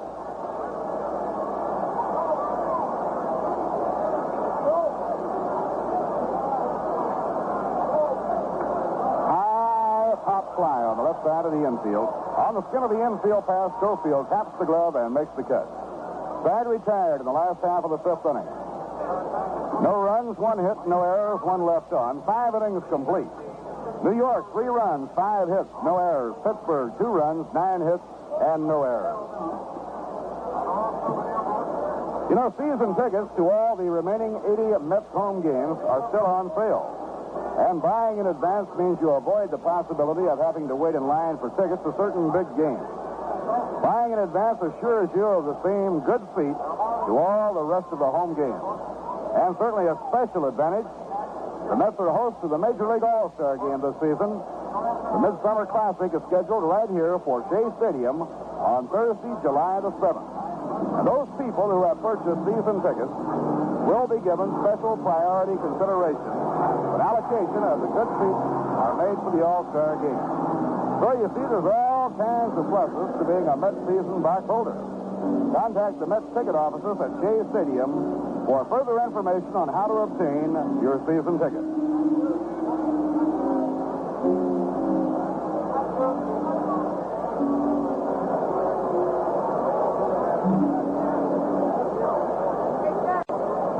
Sixth inning, Pittsburgh with the tail end of the batting order coming up against Jack Fisher. Jack has been hit hard the last 4 innings.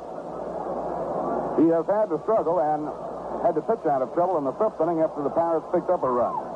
He now has given up 9 hits. Long drive, foul. Let's head it toward the upper deck in deep left field. Doesn't make the upper deck, but finally drops down to about the mezzanine level.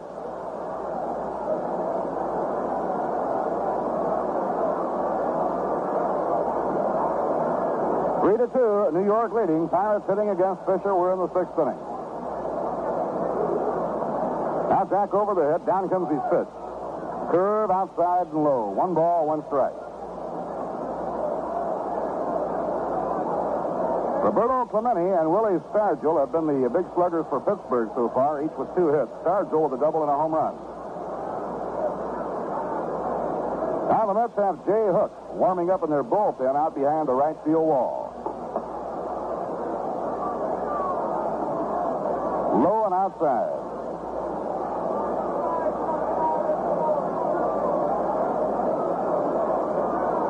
Two balls and 1 strike to count on Bill Mazeroski. The early part of the year, last season, they had Maz hitting cleanup. Strike on the outside corner, 2-2. He looked at his slider. Chicago Cubs are leading Philadelphia on a 2-run homer by Ron Santo and a run in the 3rd. They lead the Phillies 3-0 at the end of 3. Curve is over, strike 3. A beautiful curveball. It really broke away and out over the plate.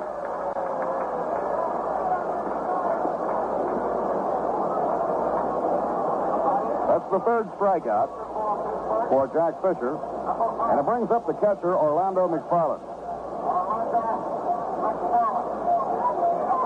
Orlando McFarland came in when Tom Gorman chased catcher Jim Pagliaroni. Fisher out of his windup. The pitch, it's over, a strike on the outside corner.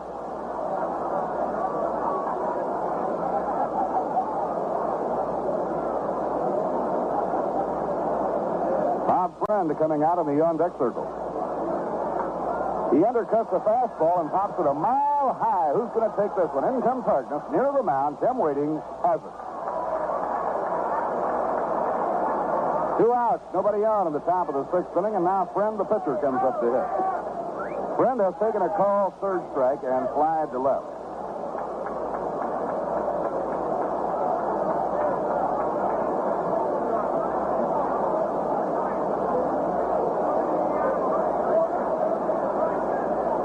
Now 2 outs and nobody on, with New York leading Pittsburgh 3-2 in the 6th inning.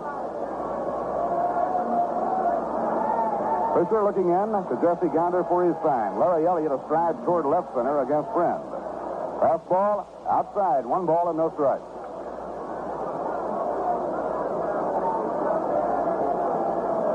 Pitch pitching in the first 3 games for the New York Mets has been very good. High fly hit rather deep to center, backpedaling as Larry Elliott. Now he flips the glasses and puts it away for the out. Side retired. No runs, no hits, no errors, and none left on. At the end of 5 1/2 innings to score, the Mets 3 and the Pirates 2. And now some music to have a cool rain go by. There's a whole lot of living being done, a whole lot of living and a lot of fun, where true beer lovers meet. Along the Rhinegold beat. Rhinegold is as good to your taste as it is to your shirt, cause it's brewed extra dry. Rhinegold is as good to your taste as it is to your shirt.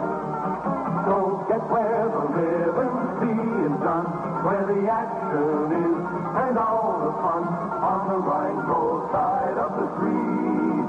Along the Rhinegold beat. Rhinegold is as good to your taste as it is to your shirt, cause it's brewed extra dry. Rhinegold is as good to your taste as it is to your shirt. Rhinegold after Rhinegold. Rhinegold after Rhinegold.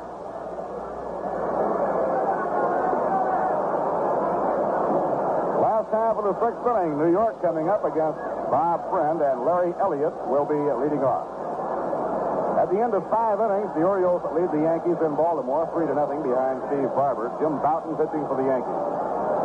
Home runs by rookie Tony Canigliaro and veteran Frank Malzone. The Red Sox at Fenway Park lead the White Sox 4-1 at the end of 4 behind Jack LeMay. Los Angeles 7, Detroit 2 there in the last of the 7th inning. Julio Navarro relieved Dean Chance in the 6th inning. Detroit has used Larry, Sherry, and now Gladdy. Little Albie Pearson has a 2-run homer in that game. Tonight, Kansas City at Cleveland, Minnesota will be at Washington. The only day game in the National League other than this big game at Shea Stadium is at Chicago. The Cubs lead the Phillies 3-0 at the end of 3. Mahaffey against Ellsworth. Rest of the National League action takes place tonight.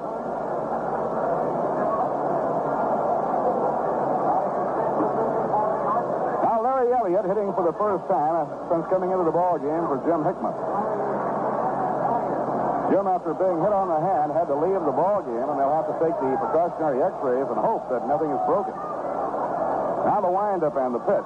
Ground ball flashed to the glove side of Mazeroski. Throws, not in time. He juggled the ball, and then when he did throw, it was too late. We'll wait for the scoring. Ball hit toward the hole on the right side of the infield. It's a base hit.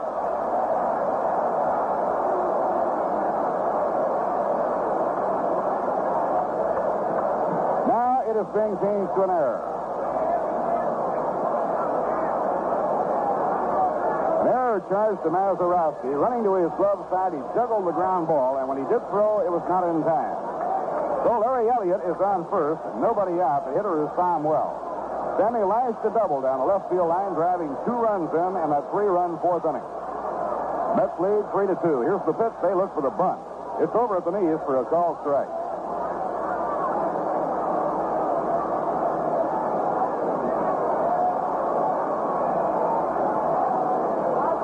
Larry Burrat, the second baseman, the on-deck hitter. Then the pitcher, Jack Fisher. Mets hoping to add more to their lead as they hit against Bob Friend here in the last of the 6th inning. Fly ball to center field. Back about 2 strides, Bill Burton. Under it, and he has it for the out. 1 away and 1 on. Tom Wells retired on the fly to center. That brings up Larry Burrat. Larry has been up twice and topped out to the pitcher both times.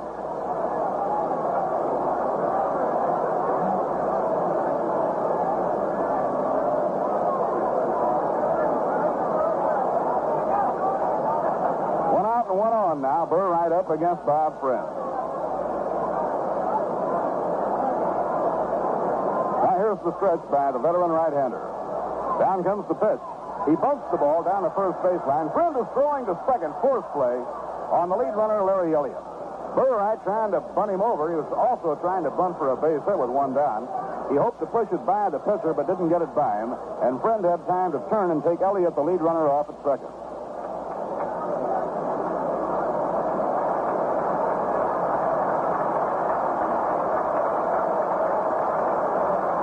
Now the hand is for pitcher Jack Fisher. Jack, batting for the third time, has been struck out. Tried to bunt his way on and was thrown out. He was actually bunting on a safety squeeze.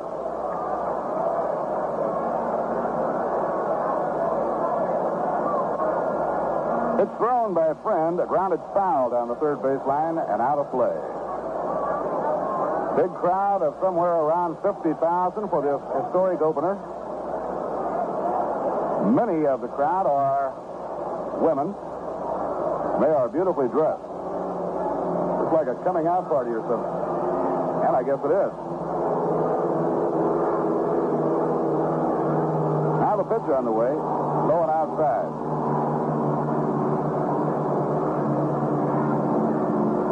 The Lindsey Nelson will probably get a rather fashionable bill because Mrs. Nelson is here all decked out in a brand new, beautiful outfit. Next pitcher on the way. High fly, hit rather deep to right center. Out goes Burton. He's back to the warning track. He's got it. Jack leaned into that one. Burton had to go 390 feet away to pull it in distant right center. Side out with no runs, no hits, one error, one left on. Now 6 innings complete, and the score, the New York Mets 3 and the Pittsburgh Pirates 2. And now to detail the action for you, and for Rheingold, here's Lindsey Nelson. Have you made any plans yet? For after the game, I mean. If you haven't thought, then give some thought to all the great things there are to see, to do, to enjoy wherever you are along the Rheingold Beach. For this is the place where it's easy to find the best fun, the best food, and the best beer. Rheingold Extra Dry. Take one taste and you'll know Rheingold is as good to your taste as it is to your thirst. Rheingold is brewed by people who love beer for people who love beer. With a crisp liveliness no other beer can match. So tonight, have a big time. Have a good time. Have a Rheingold. Have another. Rheingold is as good to your taste as it is to your thirst. Rheingold after Rheingold.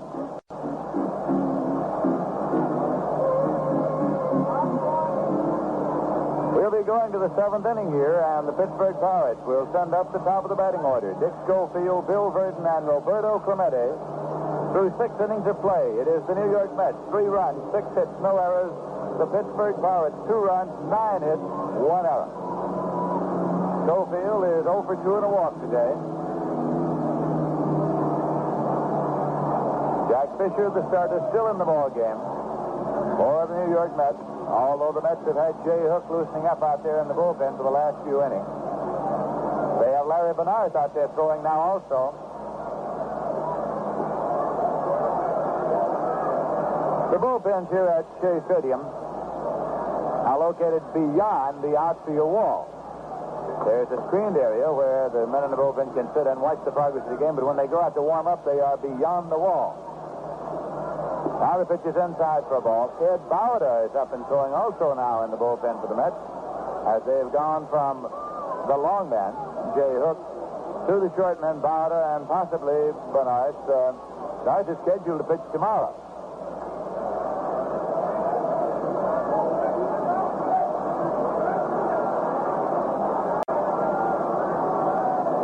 As it got Schofield at the plate. And this pitch is low and away for a ball, so it's gone out 3 balls, no strikes to Dick Schofield, opening up for the Pirates here in the top half of the 7th inning.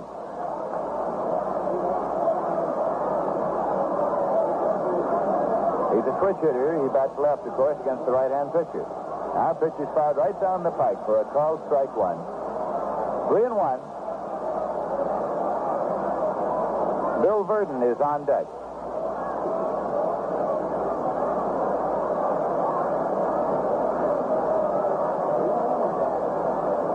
Here's a 3-1 delivery, and it's in there for a called strike 2. It's a full count of 3-2. Pirates came into this afternoon's game with a record of 1 win and 1 loss. The Mets lost their first 2 in Philadelphia. Now the payoff pitch, and it's swung on and missed. He struck him out. Gonder drops the ball, picks it up, tags Schofield. A strikeout. Number 4 for Jack Fisher. One away, nobody on base, and Bill Verdon is the batter for the Pittsburgh Pirates. Grounded out, singled, and hit into a double play.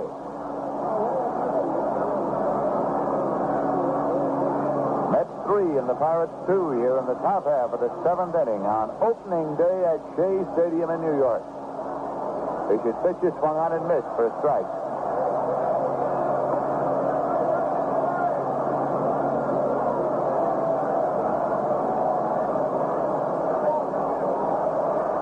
Work on this stadium continued right on up till the time the umpire said play ball this afternoon. This pitch is inside. It's 1-1. But everybody was concerned, was anxious to get the ball game started, get underway here at Shea Stadium for what is bound to be an exciting baseball season. Here's a 1-1 pitch. Swung on and missed. It's 1-2. And here already we've had a great many things happen in the very young baseball season at Shea Stadium. We have had Jim Pagliaroni of the Pirates thrown out of the ball game for protesting an umpire's decision. We have had a ground ball hit the bag at second, roll out in the center field for a base hit for Frank Thomas. Here's a pitch inside and low, dug out by Jesse Gonder. It's 2-2. On a ball hit by Sammy Somwell down the left field line, we had Frank Thomas round third, stop, look out into the outfield, and then come on. Apparently thinking for a moment it might be a foul ball, and he was his second run involved, actually. He had been at second base. Had Bob Bailey come across the mound and fall down. We had Roberto Clemente go back, get his glove on the ball and drop it in the soft turf out near the warning track. Here's a ground ball to second base. Burright has it placed to Harkness, and they're 2 away.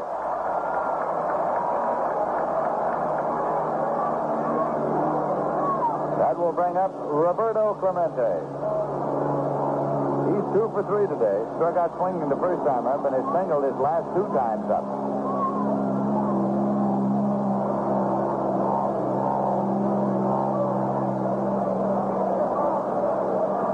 He is a right-hand batter, hitting number 3 in manager Danny Murtaugh's Pittsburgh Pirate batting order. The Pirates world champions of 1960. This pitch is inside, and Clemente turned all the way around, didn't swing. Of course, took it inside for ball 1. There's a swing and a looper in the right field. It's going to be in there for a base hit.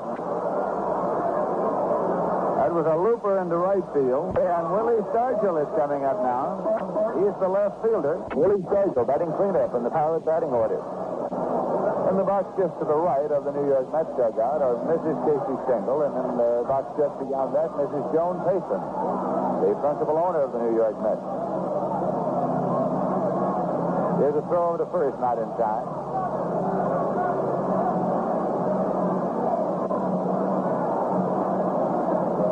Pitch to the left-hand batter, and it's inside and low, backhanded by Gonder. Ball 1 to Stargell.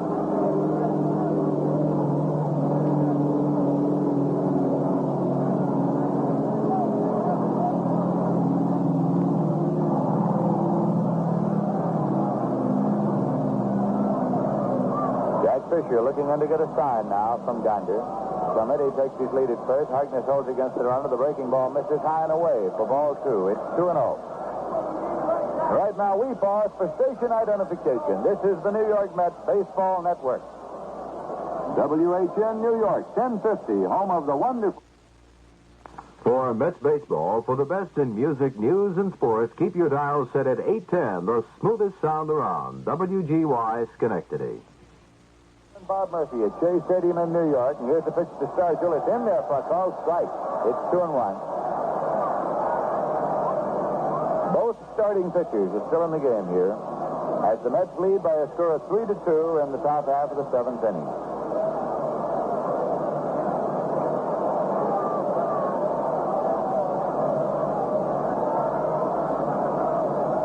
Shea Stadium, next door to the New York World's Fair, which will be opening next Wednesday. What a summer it's going to be around here.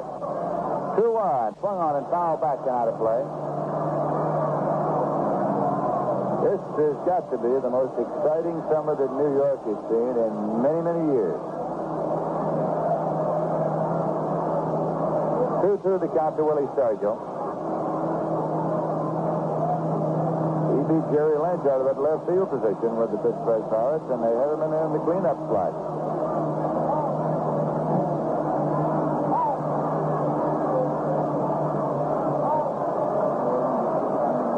Fisher again checks and deals, and the pitch is hit on the ground. Into right field for a base hit. Clemente round second, goes on to third as Altman throws it across the diamond, cut off by Cromwell. Clemente holds it third. Stargell is on with his third hit of the day. He has a single, a double, and a home run so far. Right here, the Pirates have runners at first and third, 2 men out. Don Clendenon is coming up, and Casey Stengel is going to the mound. Casey Stengel is going to the mound, and he signaled for the sidearmer. That would mean Bauta. He signaled with a low sweeping submarine motion. That would mean Ed Bauta. That's the signal again. He wants the man who throws underhand, and that's Ed Bauta that he's calling for. That's going to be all for Jack Fisher. We're waiting for the door to open, and it is opening out by the bullpen, and here comes Ed Bauta onto the field.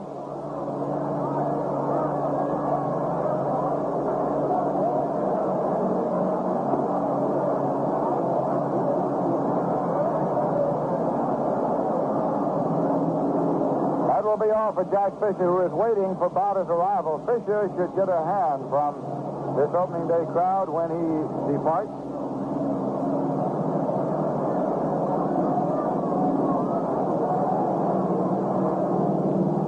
Of course, started spring training, was not on the Met roster. He was on the Buffalo roster, but turned in a couple of sterling performances to get himself moved up.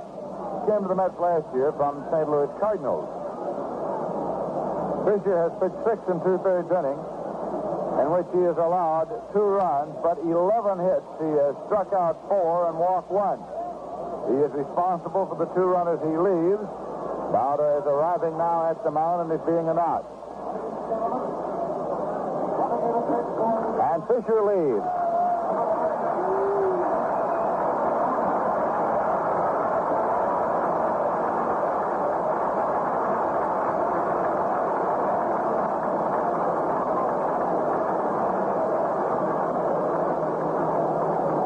So Jack Fisher, the first Met pitcher ever at Shea Stadium, goes into the dugout. Casey Stengel is still on the mound talking to Ed Bauta. He'll be pitching to Don Clendenon, who is 1 for 3. Clendenon is a right-hand batter. Casey comes on by now to have a word with his catcher, Jesse Gonder, before heading on back into the Met dugout. We're in the top half of the 7th. The Pirates trailing by 1 run, but making a bid here, and so the Mets have gone to the bullpen.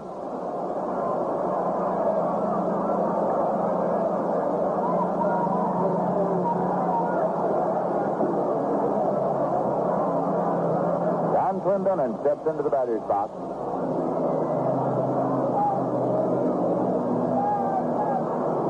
Jay Hook and Bill Wakefield are now throwing in the Met bullpen.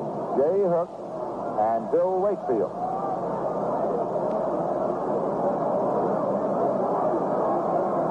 Runners lead at first and third. Bauta works off the stretch. His first pitch is swung on and foul right off the foot of Clendenon, up into the air, grabbed by Gonder. It's a foul ball, strike 1.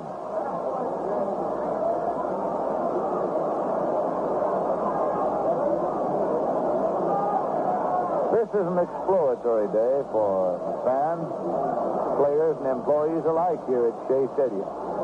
People walking around a little bit to try to explore the premises. Many of them came out in time for lunch today, of course. Here's a throw over to first. It's not in time. Stargell gets back safely. Clemente's the base runner at third. He's a daring base runner.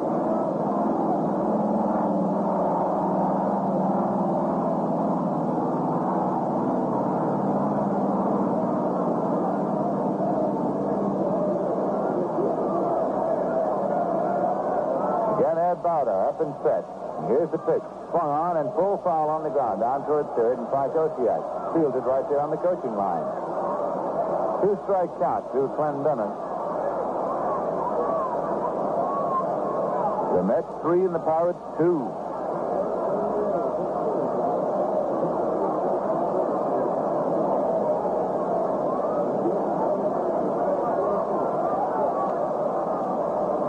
The pitch to Clendenon, and it is swung on and fouled off, and the bat slips out of his hand and clears Frank Osiak at third and goes way on down where it's retrieved by the third base umpire.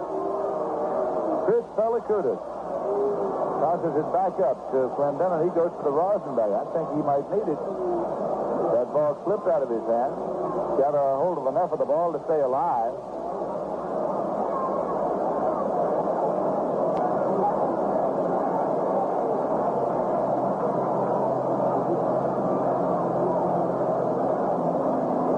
Takes a moment. Kicks at the rubber, and now comes up to look in for a sign from Jesse Gonder. Dodger leads at first, Clemente leads at third. 2-strike delivery, and it's low for a ball. It's 1-2. 341 feet. Right down the line and left and right to the stands here at Shea Stadium. 358. Out to 371, out to 396, 410 to straightaway center field.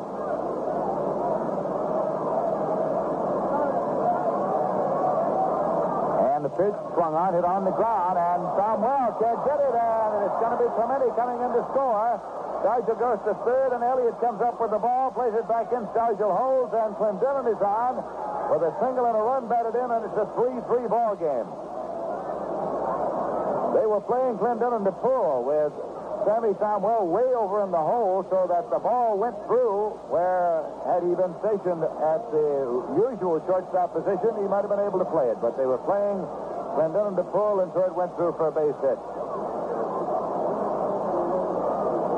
So the Pirates have battled back here to tie it up. That run is charged against Jack Fisher. Stargell, who has moved to third, also is the responsibility of Fisher.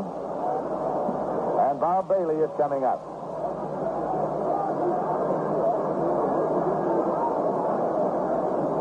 So the Mets are no longer in the lead as the score is tied 3-3.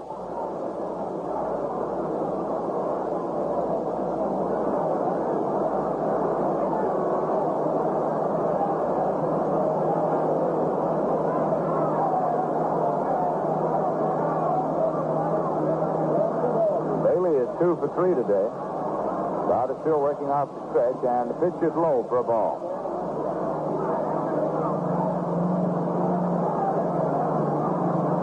Bob Bailey had a great spring for the Pittsburgh Pirates.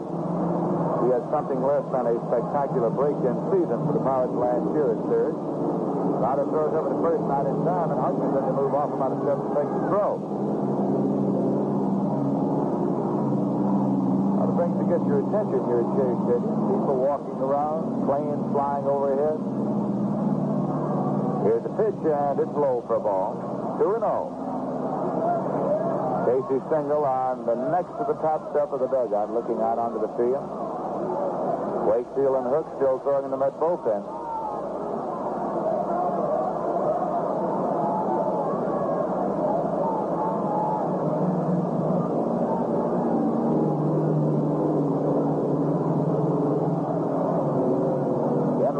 First and third, and here's the pitch inside. It's gone now 3 balls and no strikes to Bob Bailey with Bill Mazeroski on deck.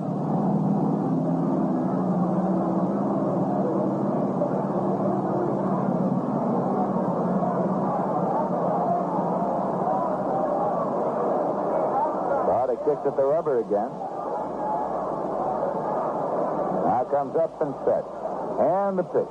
Swung on and missed. He ripped it 3-0. It's 3-1.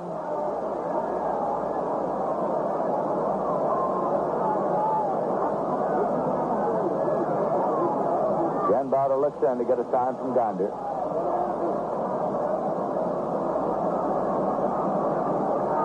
Pitch swung on. It's a foul ball on the third base line, continuing on down. Stargell hits the deck down there to keep from being hit by the batted ball. gets up and goes slowly back to the bag at third. So it's a full count of 3-2 now to Bob Bailey. With 2 men out, Clendenon at first will be moving on the pitch.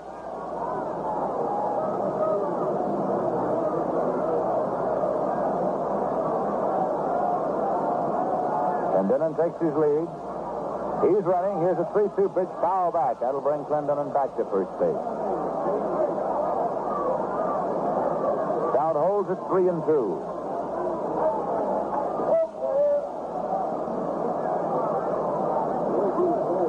The Met grounds crew is decked out this afternoon in new uniforms, blue with orange trim, orange caps, and a blue bill.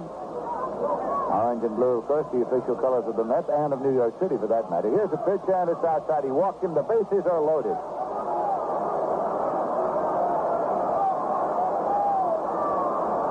So Bill Mazeroski will be coming up with the bases loaded and 2 men out. The score is tied 3-3.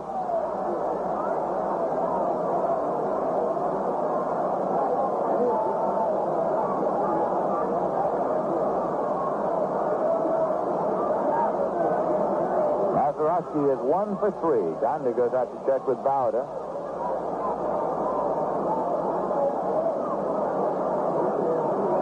Mickey Vernon, the coach at first, over to say a word to Bob Bailey. Mickey Vernon, who last year, of course, was the manager of the Washington Senators before giving way to Gil Hodges. Here's a pitch, and it's in there for a called strike. Nash took it.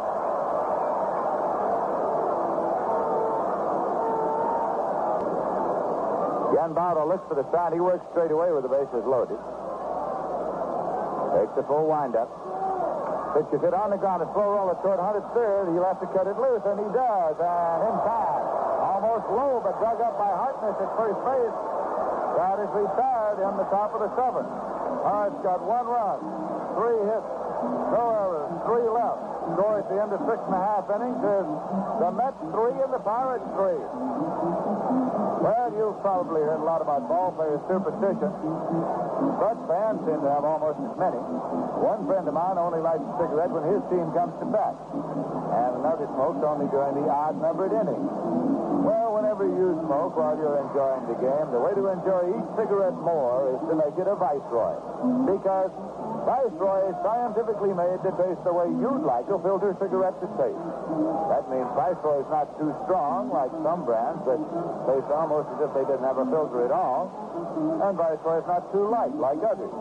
You know the kind. You smoke more and more of them because you don't get much taste. Well, Viceroy is not too strong, not too light. Viceroy's got the deep weave filter and the taste that's right. So next time, make it a Viceroy.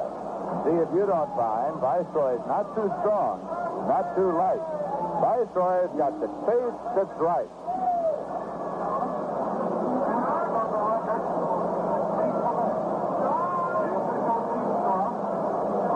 So the New York Mets will be coming up here in the bottom half of the 7th inning. And they'll have the top of the batting order up. Tim Harkness, George Altman, and Ron Hutt. Score tied 3-3. Bob Friend still in there for the Pittsburgh Pirates. He has a record, a lifetime record against the Mets of 8 wins and no losses. They have never been able to beat him. They are hoping that this is the afternoon. Since so many things are new, they'd like to start off with a new record in that regard. Harkness is 1 for 3. Standing in and waiting now as Bob Friend deals, and it's low for ball 1.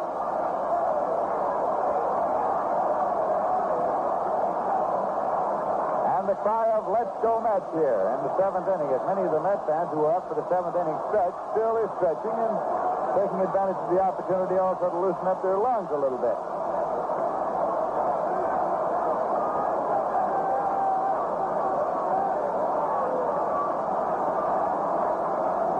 That pitch is in there for a called strike. It's 1-1.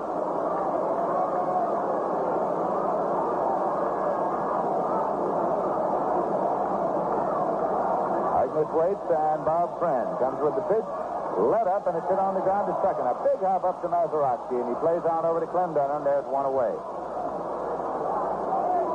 That'll bring up big George Altman, who in his debut with the Mets has gone 0 for 3 so far.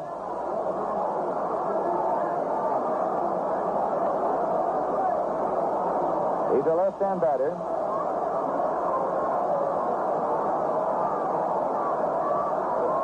And the pitch is low for a ball.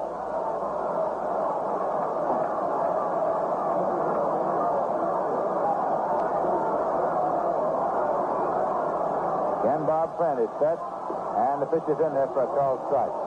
Glendenon at first and Bailey at third guarding the lines here. And Bailey is in, even with the edge of the grass at third.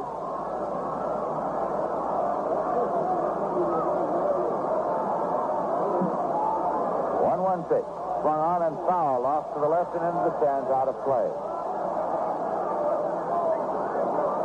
1-2 now to the Met right fielder. In case you've joined us along the way, Jim Hickman was hit on the hand by a pitch ball and on to the hospital for x-rays. It is thought that it is only a bruise of the 3 fingers of the right hand. There's a swing and the ball is popped up to Mazeroski or Schofield. Schofield calls and takes it on the second base side. 2 men out. And that will bring up Ron Hunt. Hunt is 1 for 3. He scored the first Met run of this ball game and thus became the first Met scorer at Shea Stadium.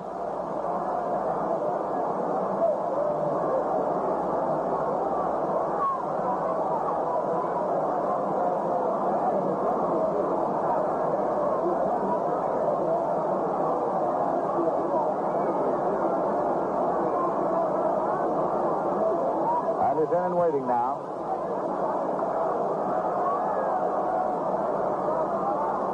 And the pitch is in there for a called strike. The official paid attendance here this afternoon on opening day at Shea Stadium, 48,736. Press and service, 1,576. Total in the ballpark, 50,312.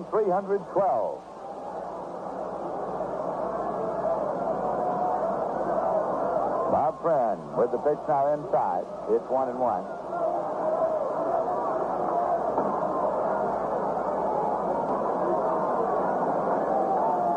2 men out and nobody on base. And the 1-1 pitch to Hunt.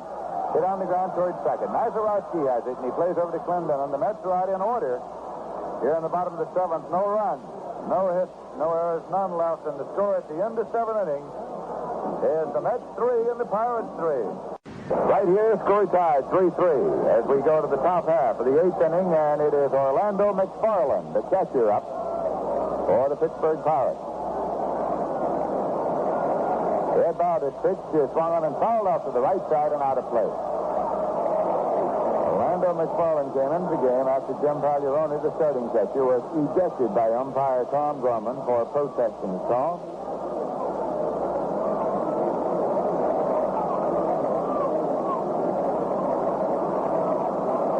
Bowder with the pitch, and it swung on and hit in the air, back of the bag at third and drifting on over into the stands and out of play. And gave it a run and then thought it was going to be on in the stands, so gave up.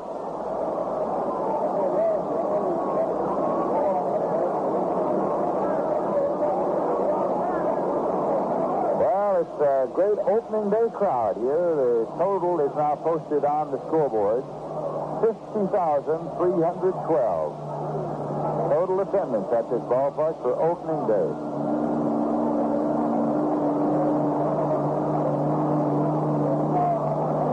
Ed Bowder with the pitch going on, and it is looped into center field. That'll be in for a base hit. Larry Ellard over up with it, plays it in, and Orlando McFarland loops a single into center, opening up the top of the 8th here for the Pirates. Bob Friend coming up, and the Mets now, of course, will have to protect against the likelihood of the sacrifice here. Friend is reputed to be a rather accomplished bunter. Matter of fact, for many years, he has conducted bunting practice for the Pittsburgh Pirates pitchers. Shea hooks up and throwing, so is Bill Wakefield for the New York Mets in the bullpen.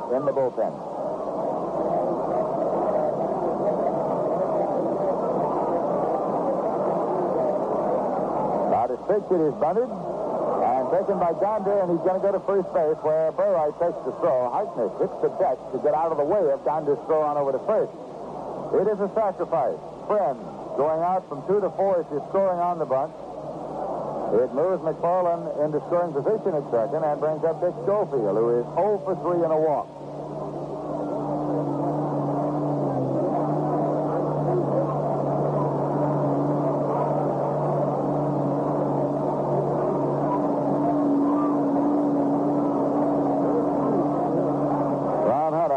Of the infield grass at third base against the left-hand batter, Schofield. He's a switch hitter, batting left, of course, against Bowder.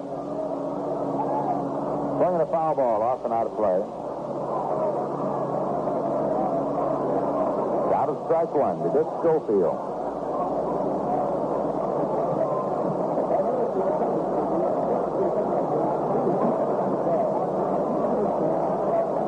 McFarland takes his lead at second. The score is tied here. Pittsburgh 3 and the Mets 3.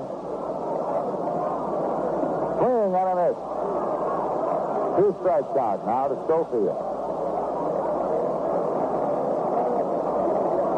Looking at Mickey Vernon down there coaching at first base. You may recall that when the Pittsburgh Pirates won the pennant in 1950, Vernon was a coach on Danny Murtaugh's staff. And in September, they had him on the active list. They used him as a pinch hitter in the stretch run that year. Then he went on to manage the Washington Senators. And it's come back now to Danny Murtaugh as a coach again.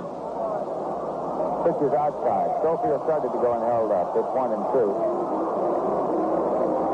Mickey Vernon down there was twice the batting champion of the American League during his playing days. Once he won it with Washington, once he won it with Cleveland.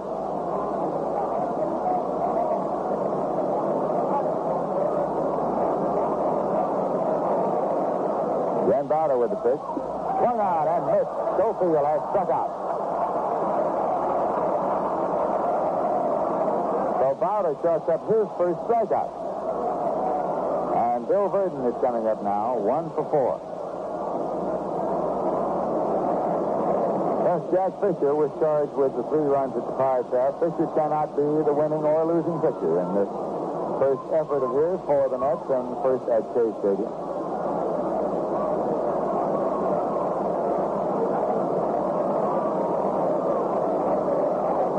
Pitches outside for a ball to Bill Verdon.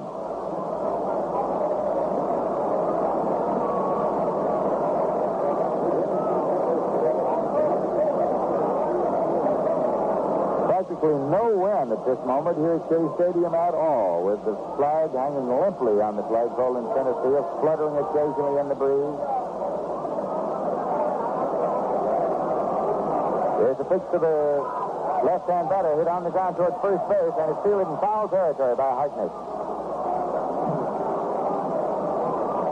That will bring Verdon back.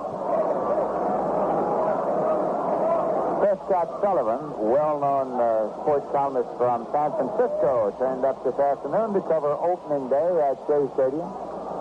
And he was taking a little kidding before the ball game as various New York newspapermen asked him if he'd come to check the wind. But when you come from Candlestick Park, you may think it blows everywhere, but it doesn't. In fact, it blows nowhere like it does at Candlestick Park. That is 1-1 now to Bill Verdon at the plate. McFarland leads at second. There's a swing and a foul ball. It's 1 and 2.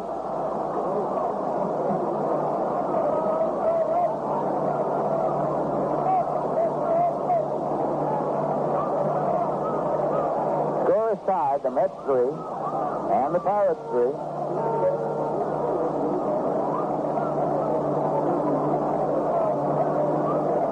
Tom Gorman takes a minute to brush off the plate.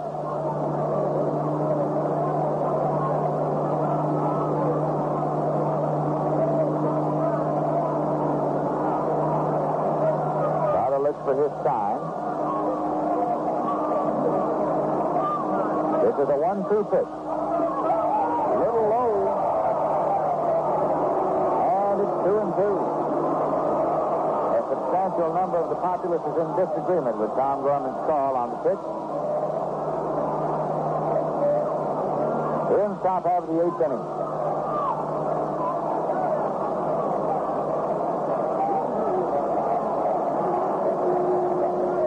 Verdon swings the bat as he waits. McFarland leads at second. Pitch is swung on and fouled out to the left side, out of play. 2-2 is the count.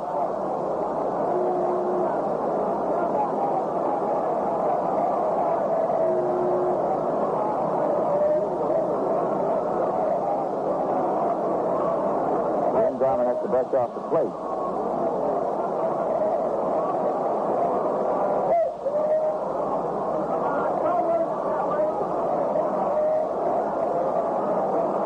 Again, a 2-2 pitch.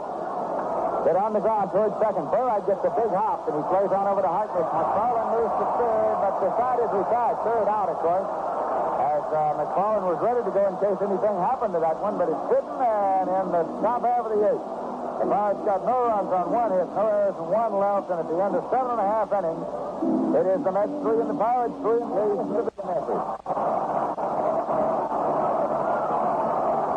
Bailey stations himself about 2 feet off the line at third, even with the edge of the grass. Then Denon is guarding the line at first, playing deep near the rim of the outfield grass. Swing on a foul ball off the line at third, and Bailey is over. He may have a play. He's in the warning track, and he makes the catch. Gonda has fouled out to third base. And now Frank Thomas is coming up. Frank had a single in the bottom of the fourth. Actually, it was a slow hit ground ball up the middle that Mazeroski moved over to play behind the bag at second. The ball hit the bag and went on out into center field. Thomas later scored. Thomas is 1 for 3.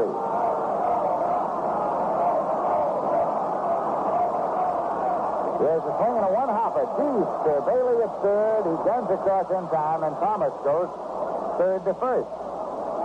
Now Larry Elliott, obtained by the Mets from the Pirate organization before the start of the season. He was at Columbus last year. Pirates had him up very briefly.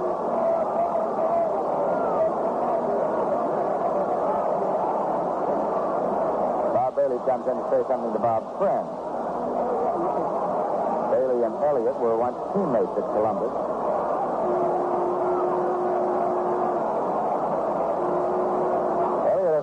Stance at the plate.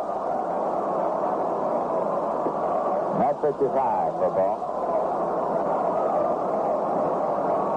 The second night in Philadelphia, against the right-hand pitcher, Casey Stengel started Larry Elliott in center field. However, it was still a right-hander going. He decided to switch on to Hickman to start today at Shea Stadium until Hickman was injured.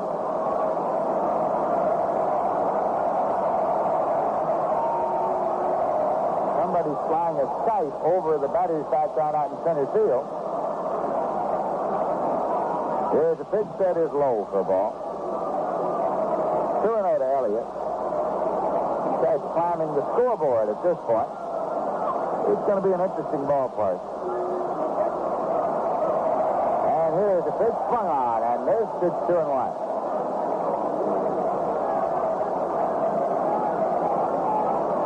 You never can tell about a house till you've lived in it, and you never can tell about a stadium until you see people in it. And this is a magnificent sight here this afternoon with more than 50,000 people on the premises.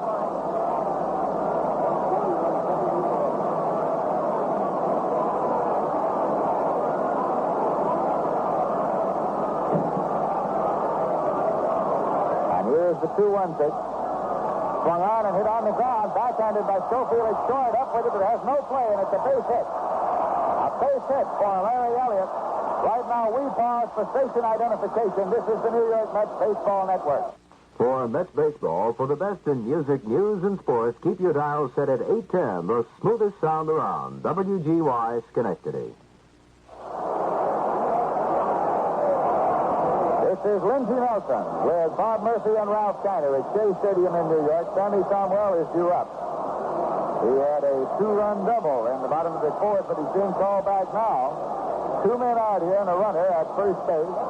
And it's going to be Ed Greenpool. Greenpool will bat for Somwell. Al Moran hustles down to the bullpen area so that he'll be warmed up to take over for Somwell at shortstop in the next inning. So Casey Stengel is going to go to the left-hand batter here, Ed Greenpool, against right-hander Bob Friend. With a runner on at first and 2 men out, score tied 3-3 in the bottom half of the 8th inning.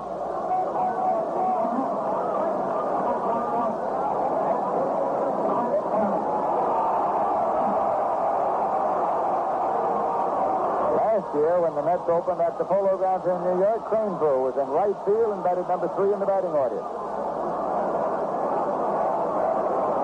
Left-hander Frank Bork is now warming up in the bullpen for the Pittsburgh Pirates. Left-hander Frank Bork. Pirates are moving Stargell and left over toward the left field line, playing Craneville to hit to the opposite field. Here's a swing and a miss. He took a shot. In center field, Bill Verdon plays Craneville straight away, lined up with the bag at second and the mound and home plate.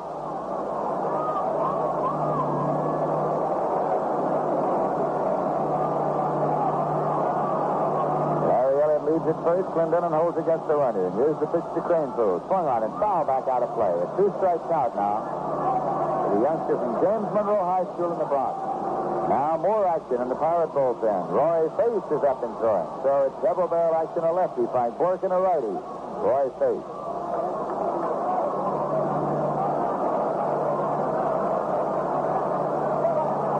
Here's the pitch. Swung on, hit on the ground towards second, and Mazeroski gets it on the hop, plays over in time, and Craneville is grounded out. That is retired in the bottom of the 8th with no runs, 1 hit, no errors, 1 left. Score at the end of 8 innings is the Mets 3 and the Pirates 3.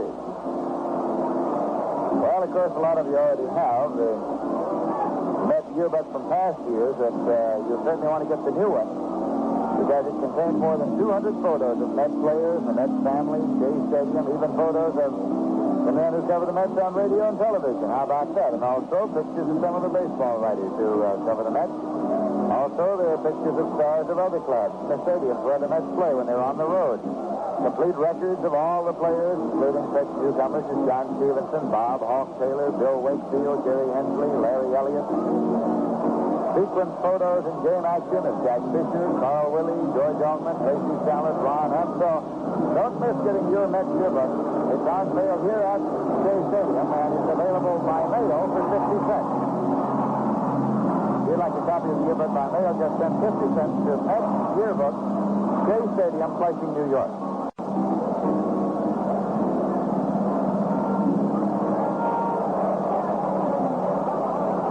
The Mets, Al Moran is in his shortstop now as Sammy Somwell came out for the pinch hitter.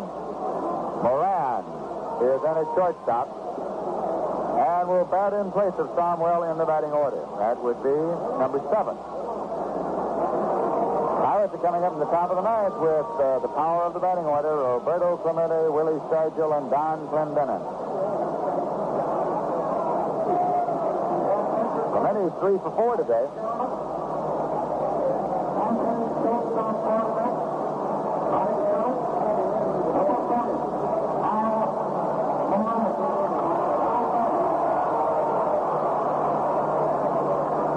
Steps in now, facing right-hand pitcher Ed Bowder. It's Bowder's game to win or lose as far as pitching records are concerned with the Mets.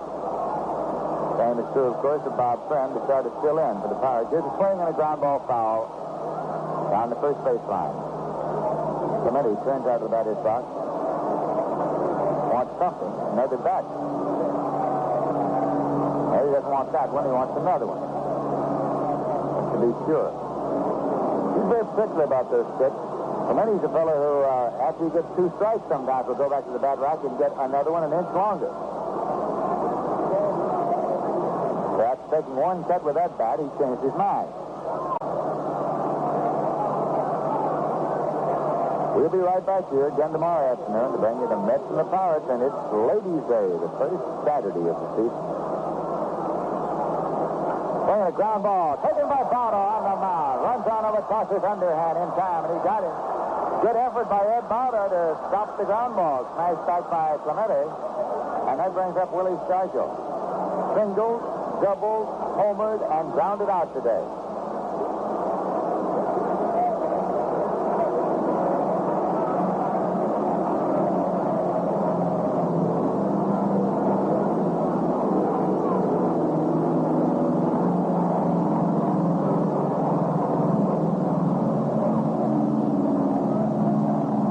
Swings the bat as he's in there waiting. He's a left-hand batter. Swinging a foul ball back onto the skin and out of play. got a youngster back there ducking. He's in the front row, just behind the screen, and he just wasn't too sure about everything.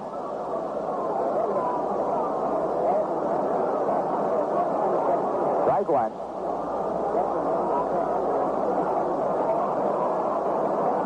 Top of the ninth, Mets and the Pirates tied 3-3. Start is pitch, a little low. 1-1.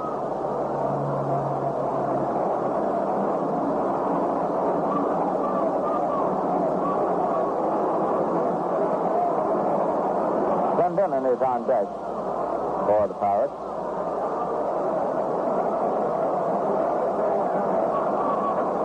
About his pitch is outside for a ball. It's 2-1. Well, this is our first opportunity to check out the shadows at Shea Stadium. There are ballparks, of course, where the shadows become a matter of considerable concern. Yankee Stadium, for instance, and others. Shadows right now have covered most of the infield. There's a swing and a line drive in the center field for a base hit. Elliott started one way, held up now, and plays it back in, and Willie Stargell has his fourth hit of the day. 2 singles, a double, and a home run. With 1 man out now, Don Clendenin's coming up. Mike Thomas in left field is now in the shadow of the rim of light that topped this stadium. Elliott's in the sunlight in center, and Altman's in the sunlight in right. The infield area is in shadow, except for the fact that there is a slip there that Al Moran was just checking out. Just a little rim of sunlight between the roof, actually, of the top deck and the top deck. Clendenin's the right-hand batter, and the pitch is low and away for a ball. Top half of the 9th inning.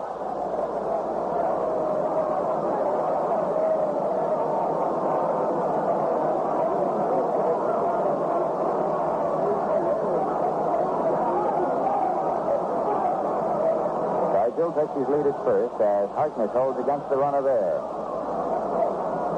Throwing a ground ball foul over into the Pirate dugout located along third baseline.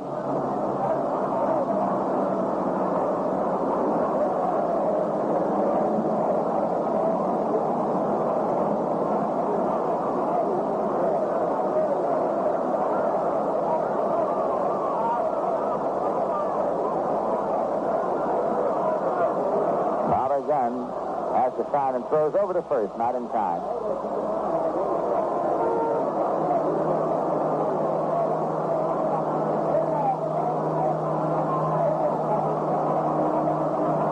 Stargell takes his lead, and here's a pitch. Swung on, hit on the ground, foul. Backhanded off the glove of Hunt. He came across the line, trying to stop it. It continued on down the line. It's 1-2.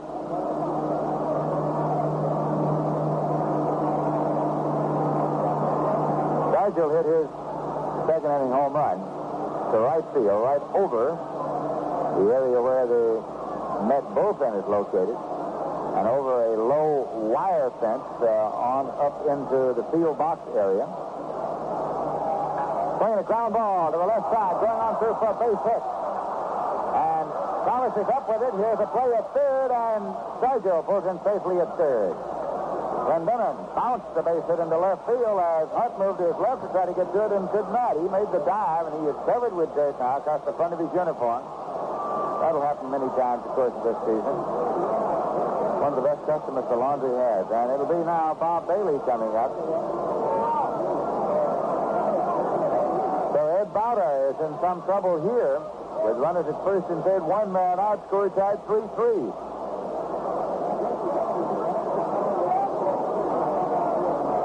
Harkness comes over now to the mound. Donder is out there.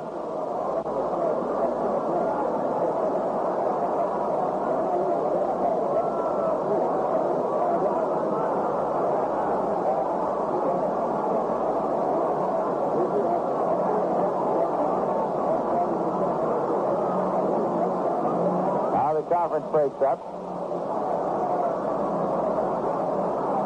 Bob Bailey is 2 for 3 and a walk so far today. Of course, what the Mets would like most of all right here is the double play ball.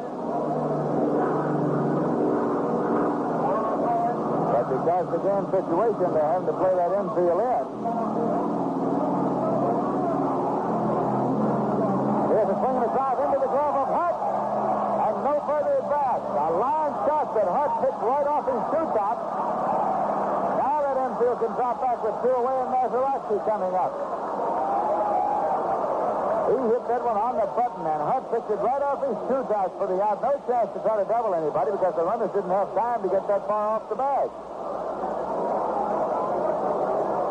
Now it's Mazeroski up. He's 1 for 4. The announcement you heard in the background was asking fans in center field to get off the top of the fence. There were some youngsters out there who climbed up on top of it. Now the pitch to Mayer. Swung on and missed for strike one. Infield brought back, of course, now to normal depth. Mets 3 and the Pirates 3. Opening day at Shea Stadium.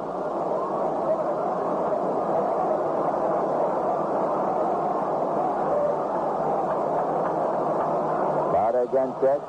Here's the pitch that goes up the middle for a base hit. That'll score a run as Sergio comes on to score. Moving on to third, it's Clendenin the throw over. He slides in safely. Holding it first is Mazeroski with a single up the middle, a run batted in, and the Pirates lead in the top of the ninth, 4-3.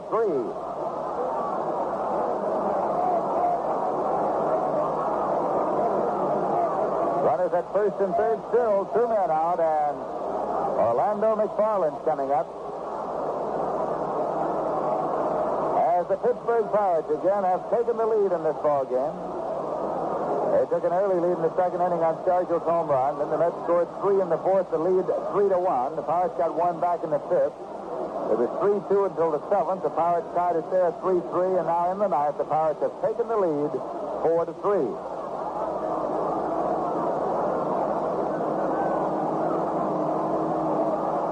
There's a pitch low for a ball.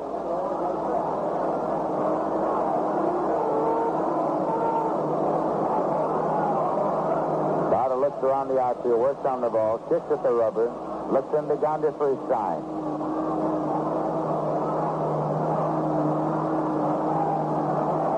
That pitch is low. It's 2-0.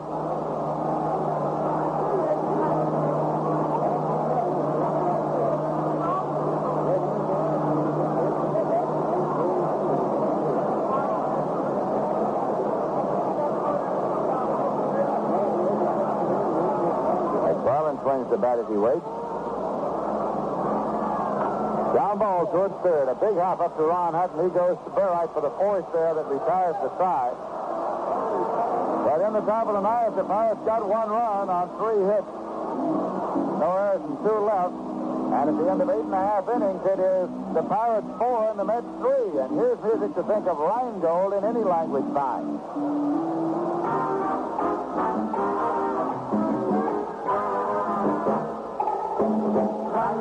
Tiene rico sabor y refresca mejor. Extra Dry. Ay, ay, ay. Rheingold tiene rico sabor y refresca mejor. In any language, it's easy to understand why Rheingold is as good to your taste as it is to your thirst. Extra dry brewing makes the difference. Makes each Rheingold so smooth, so crisp, so satisfying. Rheingold after Rheingold. It's as good to your taste as it is to your thirst. Rheingold tiene rico sabor y refresca mejor. Extra Dry. Ay, ay, ay. Rheingold tiene rico sabor y refresca mejor. Rheingold se va, Rheingold. Rheingold. Well, the Mets are trailing by 1 run as we go to the bottom half of the ninth inning. Larry Burright is scheduled up. It would be Larry Burright, Ed Bauer, and Tim Hargis, but we can look for Casey to go to his bench here to try to get something started. With the Pirates holding a 4-3 lead. The Pirates have 16 hits in this ballgame. The Mets have 7. John Stevenson is swinging the bat now. Young John Stevenson. And apparently he's going to bat for Burright. He's had only 1 year in baseball prior to this at Auburn last year in the New York 10 League. Young man from Hattiesburg, Mississippi.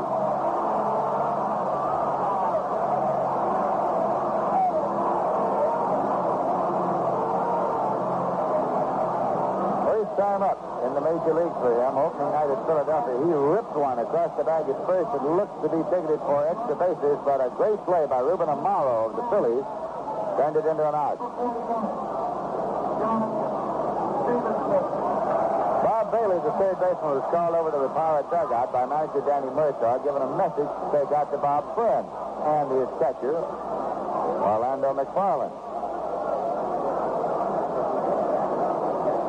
So the New York Mets will be trying to get anything started here in the bottom half of the ninth inning with the Pirates leading them by a score of 4-3.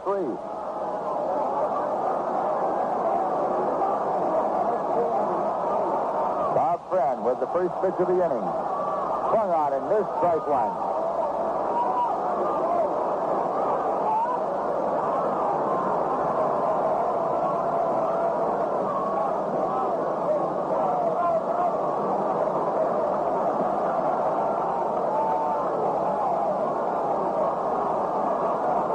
Friend with the pitch. Swung on. Little number down to first base line. A foul ball. Clendenin barehands it. Friend has 2 quick strikes on young John Stevenson.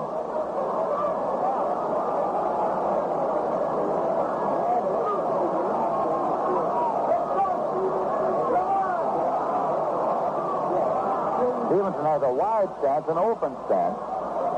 Friend's pitch is outside for a ball. It's 1-2. Nobody on deck at this moment. Bowder is due up next. Casey Stengel with his foot on the top step of the dugout. Now the pitch swung on and missed. He struck him out. Strikeout number 4 for Bob Friend today. Now who's going to bet for Bowder? As yet, no one has come out of the dugout. It's going to be Hawk Taylor. Bob Taylor will bat for Ed Bowder.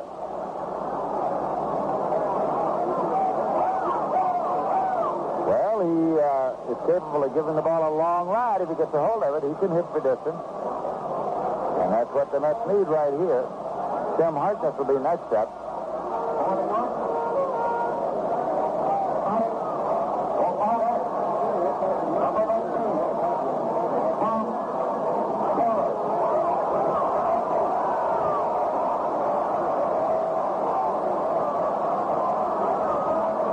Swinging a couple of bats as he comes around. He was signed initially, as many of you know, by the Milwaukee Braves for a bonus of more than $100,000 in 1957. He has been injury-ridden, injury-prone during his career and was sold to the New York Mets before the start of the season. A conditional purchase that was consummated during spring training. He had a fine spring. That pitch is in there for a called strike.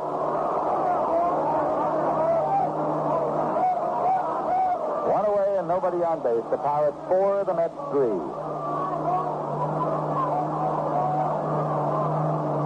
Swung on the curveball and missed.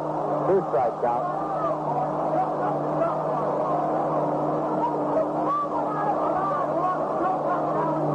Taylor steps out of the batter's box now to get a handful of dirt.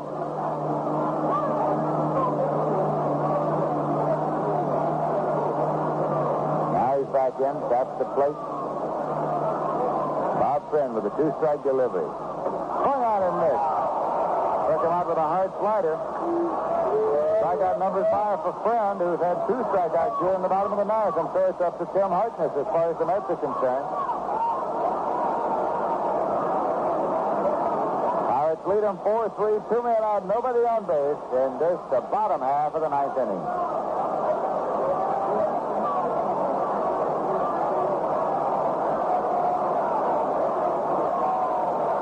Friend winds and fires, and the pitch is high for a ball.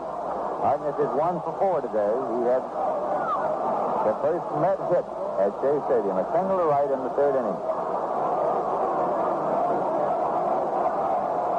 Swinging a ground ball towards second. Mazeroski squares it, plays on over, and the game is over.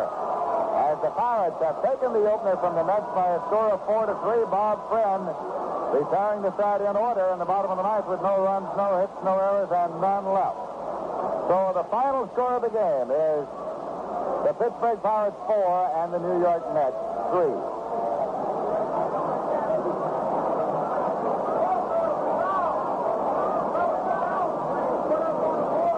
And so opening day is over at Shea Stadium in New York. The New York Mets led briefly in this ball game, but the Pittsburgh Pirates went ahead again in the top half of the ninth inning to win it. A crowd here this afternoon for opening day of 50,312. Total attendance, 48,736. The total paid attendance. Of course, pre-game ceremonies before the start of today's first game at Shea Stadium. And then it was Bob Friend going against Jack Fisher. The Pittsburgh Pirates scored first when Willie Stargell hit a home run into right field at the top of the second. The Pirates were out in front. Bob Friend did not give the Mets a hit until the bottom of the third when Jim Harkness singled with 2 men out, but died right there. But then the New York Mets came back in the bottom half of the fourth inning to pick up a total of 3 runs. Ron Hunt led off with a double. Jesse Gonder singled him home. Mike Thomas then hit a slow ground ball up the middle that hit the bag at second base and bounded on out into short center field. Otherwise, it might have been a double play. Jim Hickman was hit by a pitch ball and left the game at that point. It was his hand, and he was sent on to the hospital to be x-rayed. It was thought to be only a bruise of the right hand. But with the bases loaded in, Sammy Samuel drilled a double into left field to score 2 runs, and the Mets had their 3 runs to go ahead by a score of 3-1. But the Pirates came back in the top of the 5th. They came back with Dick Schofield walking. Bill Verdon hit into a double play. Clemente single and Stargell doubled him home. So it was a 3-2 ball game. Then in the top half of the 7th inning, the Pittsburgh Pirates added 1 more when Roberto Clemente was singled home by Don Clendenin. The run was charged against Jack Fisher, who left in that inning, although Clendenin's hit was off Ed Bowden. It was a 3-3 ball game until the top of the ninth, and at that point, Stargell singled, Clendenin singled, and Bill Mazeroski singled to drive in what proved to be the winning run. Final totals for the Pittsburgh Pirates: 4 runs on 16 hits and 1 error. For the Mets, 3 runs on 7 hits and no error. The winning pitcher, Bob Friend, who now has won 1 and lost none. He has stretched his streak over the Mets in his lifetime to 9 wins and no losses. The loser for the Mets, Ed Bowder, he has won none and lost 1. That just about wraps up another New York Mets game, brought to you by Rheingold Extra Dry and Viceroy cigarettes. Rheingold is as good to your taste as it is to your thirst because it's brewed extra dry. Tune in tomorrow afternoon when we'll be right back here at 1:55 to bring you the New York Mets and the Pittsburgh Pirates from Shea Stadium in New York. Be sure to have plenty of Rheingold Extra Dry on ice. It's the favorite here of millions all along the Rheingold beach. Smoother, crisper, livelier, Rheingold after Rheingold. Now this is Lindsey Nelson saying so long for Bob Murphy, Ralph Kiner, our statistician Matt Lennox, our engineer Pappy Durkin, our producer Joe Gallagher, and the brewers of Rheingold Extra Dry and the makers of Viceroy cigarettes. Viceroy, scientifically made to taste the way you'd like a filter cigarette to taste. Not too strong, not too light. Viceroy's got the deep weave filter and the taste that's right. Final score, the Pirates 4, the Mets 3. So long, everybody. This is the New York Mets Baseball Network. And this is WGY, your New York Mets.